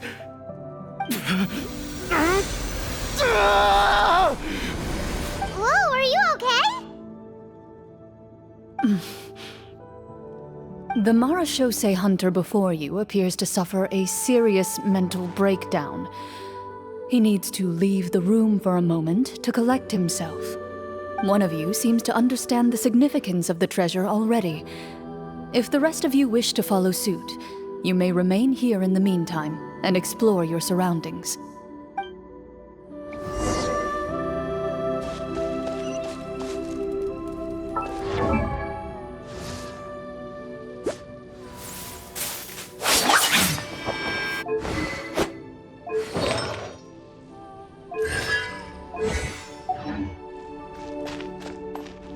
What is the treasure supposed to be? The names on the tablet. The old and broken weapons. Walter.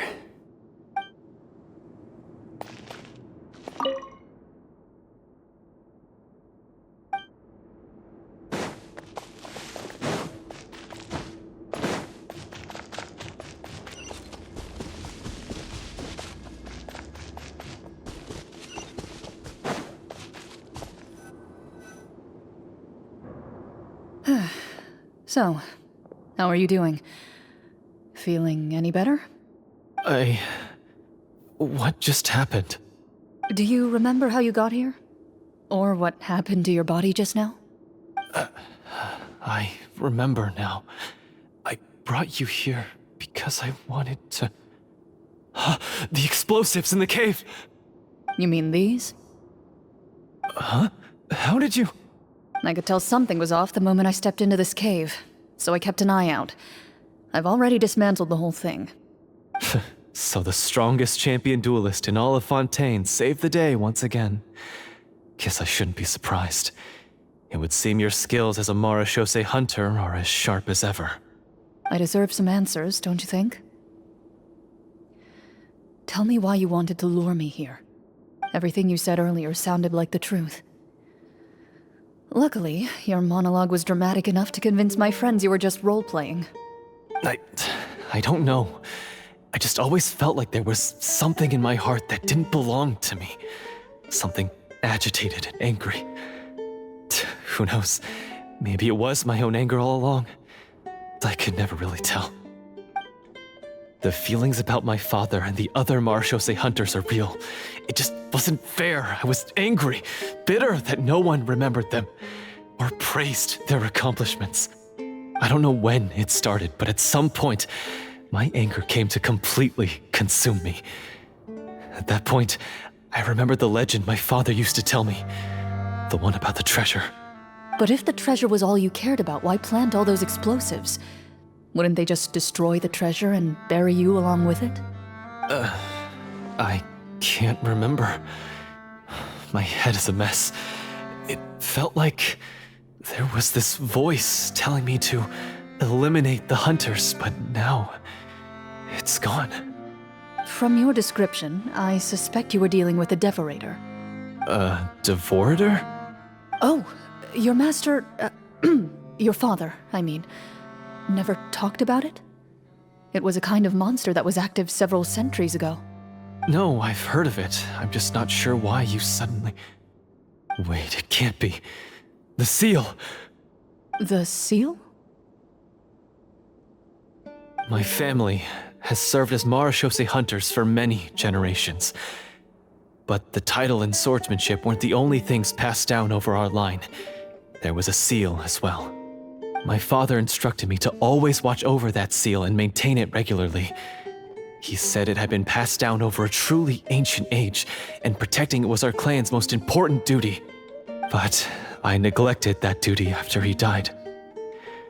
I finally decided to come down and check on it one day, and that's where my memories become fuzzy. The Devorator would be a formidable adversary for any mortal being, even ones as capable as the Hunters. If you lacked the power to completely destroy it, you could easily fall prey to its influence and corruption. In light of this, some Marechaussee hunters chose to seal the Devorator away, in the hopes that a permanent solution would come with the passage of time. I heard it has the power to amplify the obsessions and desires in people's hearts, to the point where they overtake you entirely. It would seem I'm not just lacking in skill with a blade, but in mental fortitude as well. And yet, you were able to retrieve 3 of the 4 keys. If I remember correctly, each was entrusted to a respected and capable hunter. How did you manage it? One of them belonged to my father. The second I stole from a different hunter. And the third... was one that I snatched while the person was on the way home from the tavern. I nearly died in that alley.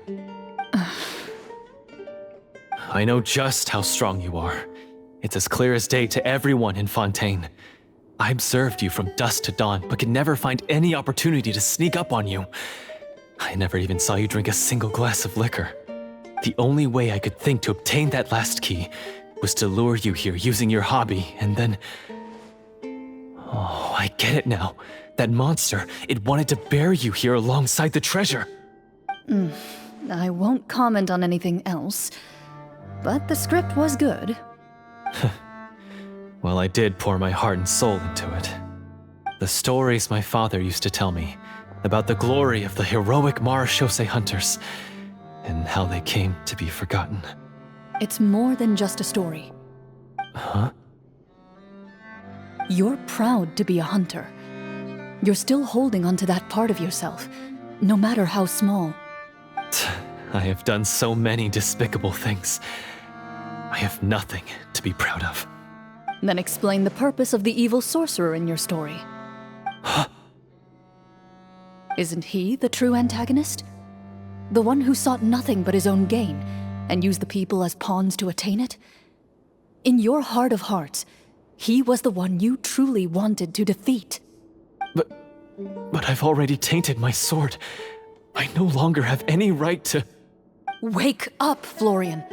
Remember how you introduced yourself earlier.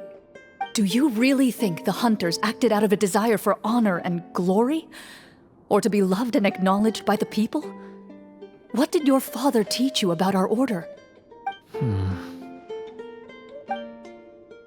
You do not wield your sword for yourself, but to protect those you serve. There's nothing special about a blade. It's the intentions of the wielder that matter above all else. Do you still not understand? Even after seeing the treasure for yourself? The contents of that room, they represent the true legacy the hunters left behind. You're right. I am a Marashose hunter. It's time for me to redeem, no, to finally serve the people I vowed to protect all along. I wouldn't be so quick to push aside the need for redemption. I know. That's a charge I won't bother to defend myself against. Good. Then, come with me, and help me see the script through to the end. Huh? See the script through to the end? But there's no more script left. Never finished it, huh? No, I mean, I wrote the script with the sole purpose of luring you all here. There was no reason to write beyond this point. Then we'll just have to keep writing it. The evil sorcerer still needs to be defeated. You mean the Devorator? Are you saying I have to make up the rest of the script as we go along? Is that really so hard? You've already written most of it. Surely you can write an ending where the hunters win and justice prevails. I'll be there to help you too. You aren't afraid your party will fall into danger? I know what my friends are capable of, and they're all quite skilled. Besides, I need their help. Then, are you going to tell them the truth about all this? I don't intend to spoil the fun. Sometimes, protecting dreams and fantasies is more important than exposing the truth. Don't you think?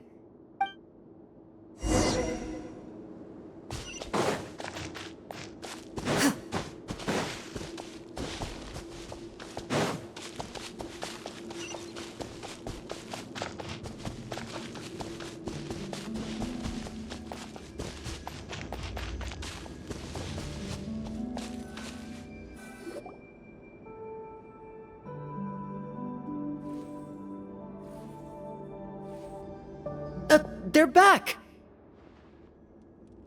That took a while. Ahem!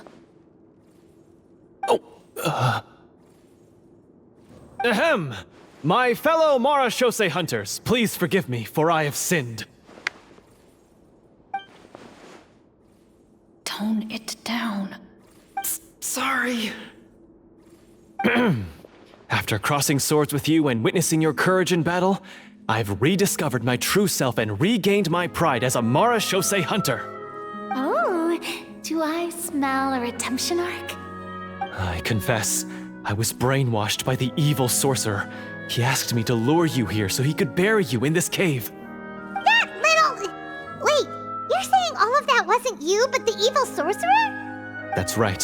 He's adept at manipulating the hearts and minds of the people. I fell under his influence because I did not possess a strong enough sense of will. And how are you going to prove that you're a changed man? We're not going to fall for the same trap twice. To be perfectly honest, I only came to my senses after seeing the treasure. It reminded me of my father's past teachings. The treasure was actually... The names of all the Marashose hunters from ages past and their weapons? Wait, you already know? Of course. Don't underestimate a veteran role player's exploration skills. Oh, wait, I mean Marashose hunter Navia's exploration skills. We just finished reading through the content of the stone tablet. That tablet recorded the lives of some fascinating people. For example, this Marashose hunter called Est. She inherited the responsibilities of the Golden Hunter and passed judgment on many people. But in private, she had a very easygoing personality. Her favorite pastime was singing and dancing with her friends, and she was said to have a beautiful voice. So, she was just like you. Oh, you really think so? Well, when you put it that way, I suppose I also have a few things in common with this Walter. Working as an executioner, he supposedly used a countless number of tricks to confound his enemies in battle. Oh, if only I could have seen the feats of magic he pulled off back then. Their lives were all so exciting. You could write so many cool books about their accomplishments. How could they have all been forgotten? Because they chose to be. To hunt monsters that only appear in the shadows, you must also operate in the dark. To be a Marashose hunter is to willingly give up on wealth and fame. Then this stone tablet must have been left behind by their companions. That's right. Few Marashose hunters ever revealed their identity to the public. They always protected the city from the shadows. The only time they spoke of their accomplishments would be at night, when they gathered with their fellow hunters in front of the bonfire to share stories of the monsters slain by their hand. So, this tablet was created not so that the hunters would be remembered by the people, but so that they would be remembered by each other. No wonder this place was so well hidden. You regard the stone tablet in solemn silence. The names of your comrades etched onto its surface serve as a reminder that you are never truly alone. The tablet proves that, although a hunter walks a shrouded path, it is not a solitary one. There will always be those who walk beside you, a fact that remains as true today as in ages long past. Their legacies shall continue to be passed down from generation to generation, as everlasting as the stone onto which their names are carved. Father, you once told me that I should seek out the treasure if I ever became lost. So this is what you wanted me to find. Thank you, my friend. You are very kind. I implore you, everyone, please give me a chance to make up for all I've done. Allow me to fight alongside you and defeat the evil sorcerer that threatens the peace and prosperity of everyone in this kingdom.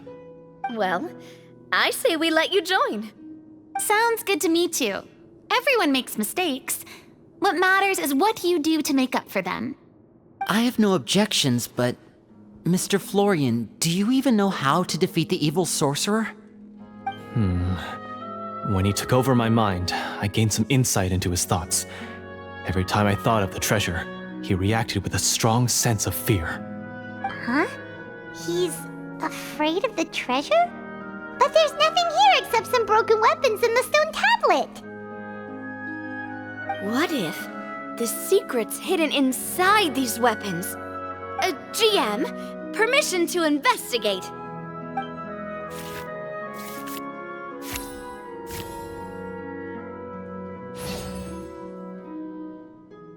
At first glance, the weapons appear absolutely ordinary. But as you observe them, You notice a faint energy emanating from within. These blades have slain countless monsters. Though it's been a long time since they were used in battle, their edges remain sharp, as if they're simply waiting for the next worthy hunter to carry on their legacy. So basically, take these with us, right? I'll take this weapon, since it used to belong to Est. Maybe it'll find comfort in being held by someone who appreciates the arts. Ah, good idea. I'll take Mr. Walter's bow then, from one archer magician to another. Paimon's gonna pick a cool weapon too!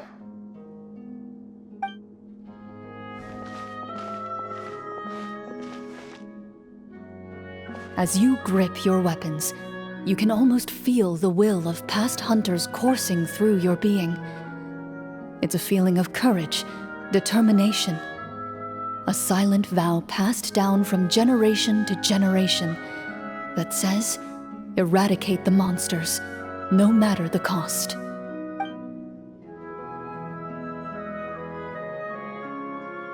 Mr. Florian, do you know where to find the evil sorcerer? I was able to see his surroundings when our minds were connected. I believe he's currently hiding out at the church in the kingdom. We must be extremely careful. He's spent so long living among monsters that he's now taken the form of one. He will not be easily defeated. Then why don't we explore some more and try to find some higher level gear? We don't want to just fight him and lose, right?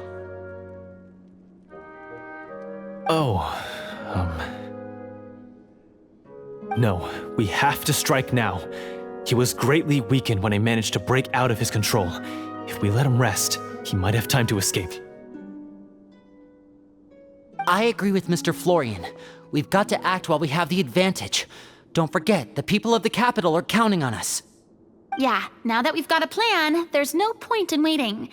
The longer this drags on, the worse it will be for everybody. Yes, that's what's called... Yes, that's exactly right. Alright, you've persuaded Paimon. Mr. Florian, please, lead the way. Of course. Follow me. He had to set up so many scenes today, and now he has to join in for this last part. I really don't envy his job. Finally, you decide to slay the evil sorcerer and bring peace back to the kingdom once and for all. As you walk away, you feel the gaze of the stone tablet at your back, as if all the hunters of the past are wishing you success in the battle ahead and awaiting your triumphant return.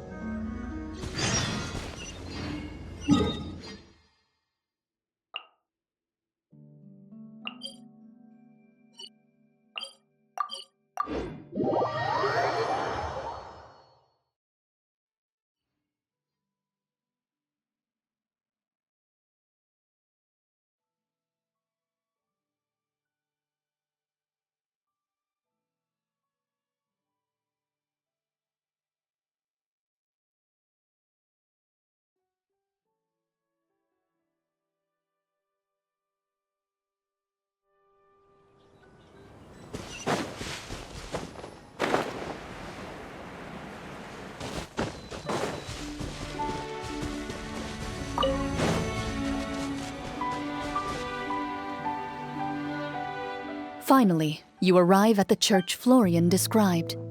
As you approach, an ominous aura surrounds you. You get the sense that your enemy is close at hand. How strange. This uneasy feeling seems so real. How did they manage that? Now, it is time for the final battle. Let's go!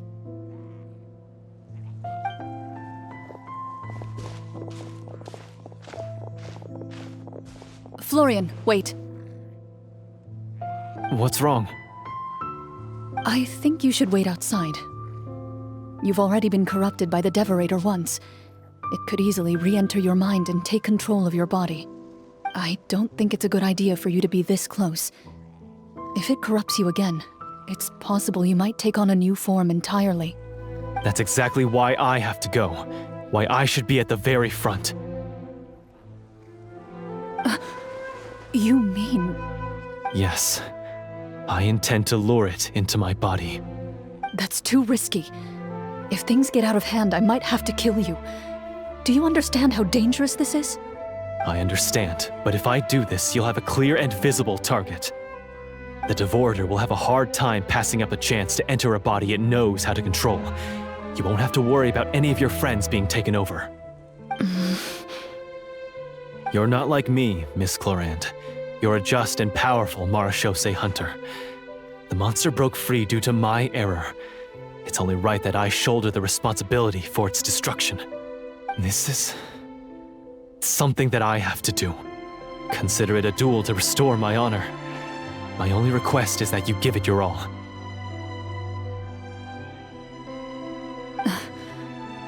I understand. Then, as a champion duelist, I hereby accept your request for a duel, and extend to you my most sincere regards. Thank you. The battle is now upon us. Let the Devorator once again tremble under the blade of the Marechaussee hunters.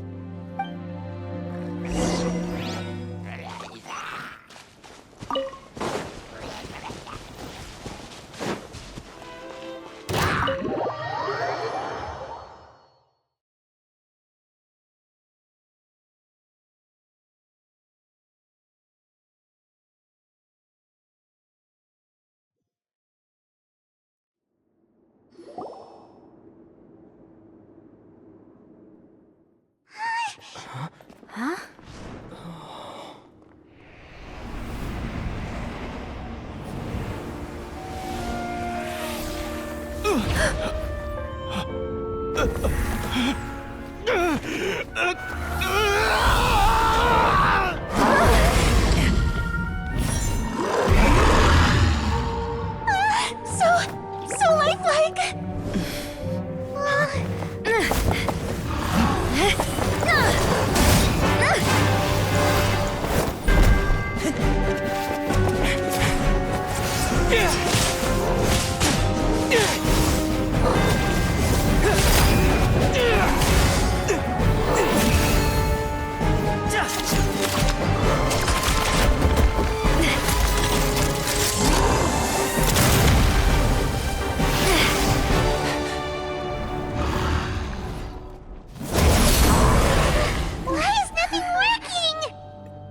This foe is not invincible. You hold the treasure. The power to defeat it in your own two hands. The treasure? You mean... The names! It's the Marechaussee hunters' names! How are we supposed to... You forget, Paimon? There's still one skill we saved until the very end. Hunters fight not for fame, but to aid the people whenever they are summoned. Walter the Marechaussee Hunter, master of 1,000 tricks, executioner of the Phantom Hunters, I call for aid! Est, the Marechaussee Hunter, inheritor of Cassiodor's will, judge of the Shadow Hunters. Answer my call!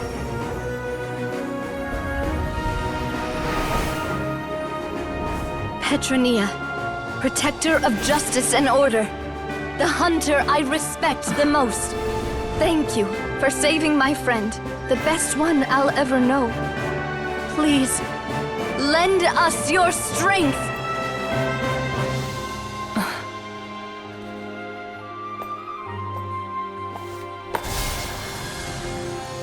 We have come to answer your summons.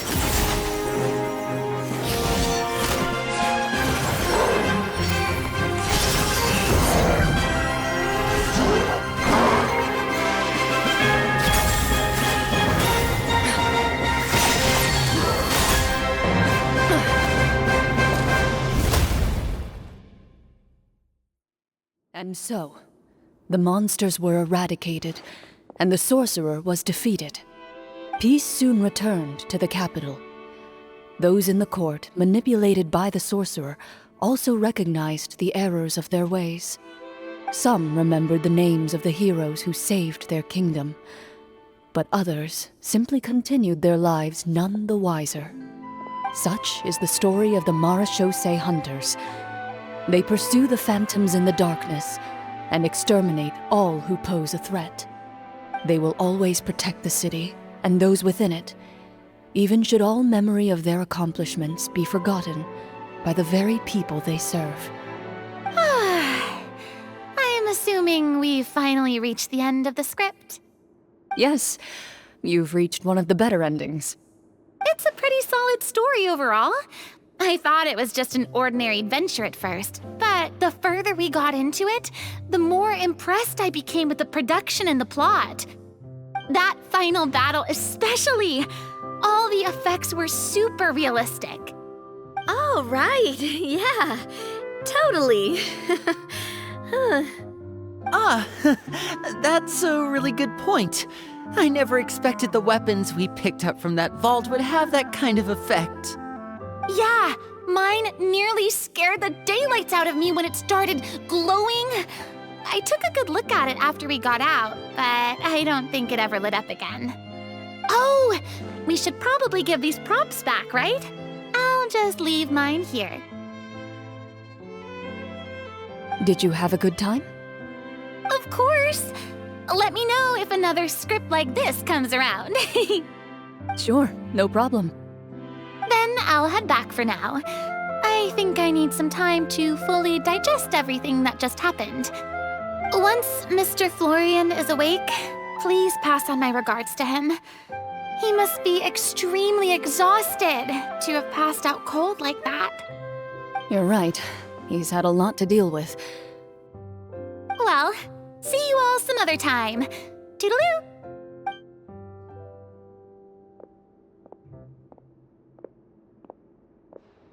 Okay, so, can I ask now? I think it should be fine, yeah.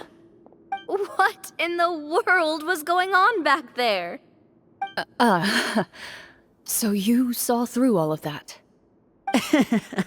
That time in the cave when you told us to close our eyes, it'd be weirder if we didn't notice anything. I was dying of curiosity the entire time. I mean, you did a pretty bang-up job of pretending nothing had gone wrong. Farina actually looked like she thought all of it was planned.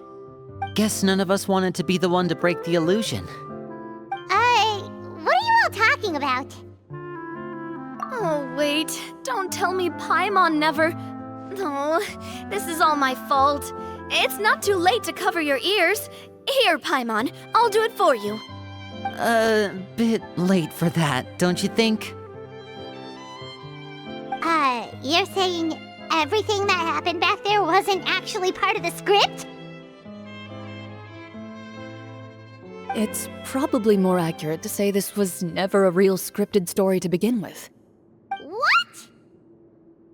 So loud. My head. Hey, you! Get up right now and explain yourself! No shaking, please! Oh, my head.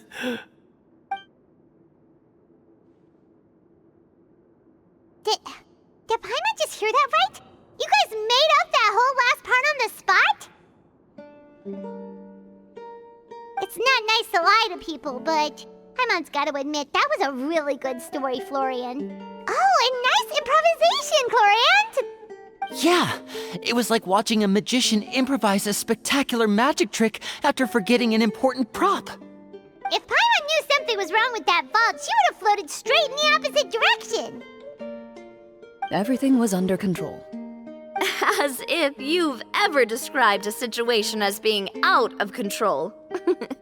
I'm pretty sure any situation you consider to be easy to handle would scare a reasonable person half to death. Guess I'm just used to it. You must run into a lot of unexpected situations then. That explains why you're so good at coming up with things on the spot. As for you, Florian...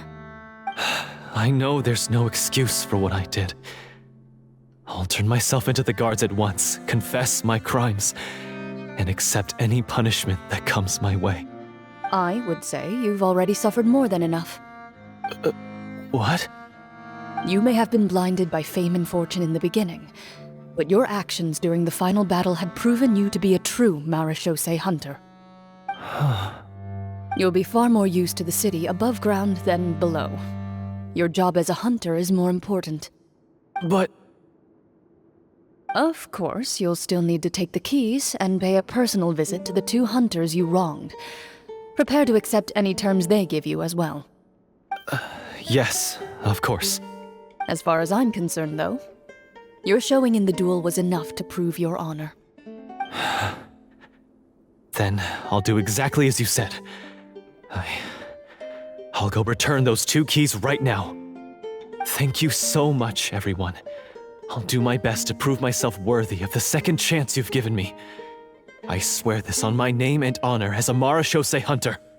Until we meet again, everyone.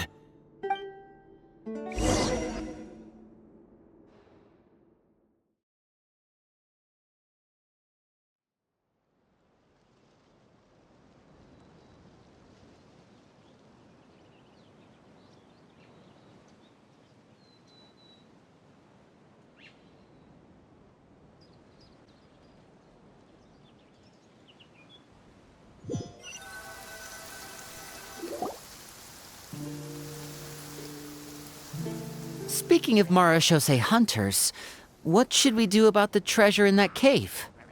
Leave it be. Are you sure? We could show it to people, make it so that the hunters are remembered. Don't you want that? No. Every name on that tablet made the same choice. All hunters know what the path entails. I am no exception. My identity as a Marechaussee hunter is not something I need people to remember. I wish only to be recognized as a champion duelist. Nothing more. That's certainly very different from the path of a magician. Still, I admire your decision. Wait! I just remembered something. If there were no special effects involved, why did our weapons begin to glow during the battle? That's because the Marechaussee hunters of ages past would often imbue their weapons with special enchantments to suppress the monsters.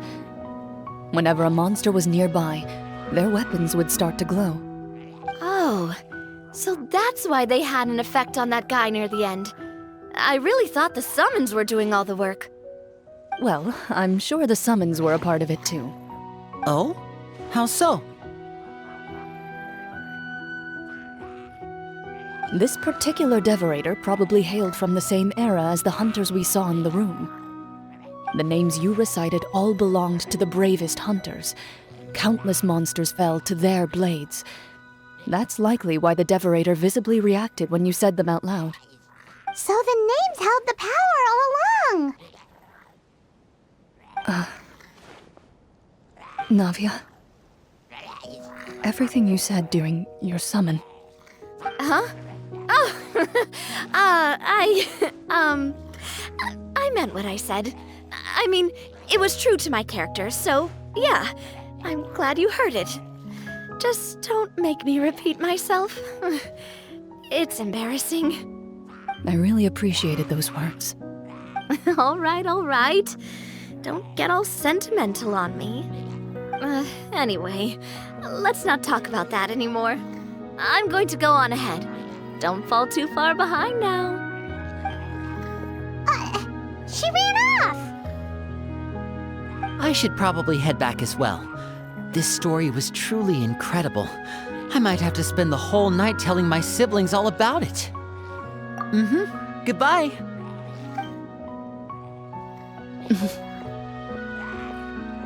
Traveler, should your name and deeds be forgotten, what do you think the significance of your journey will be?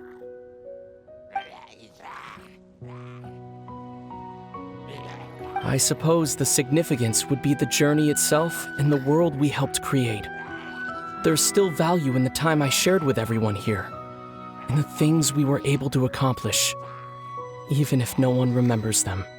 A great answer. I'll remember it. Me? The Marechaussee hunter says nothing in response to that question. Perhaps her answer lies in her silence. an unspoken vow left to echo through the night. The path she walks needs no explanation.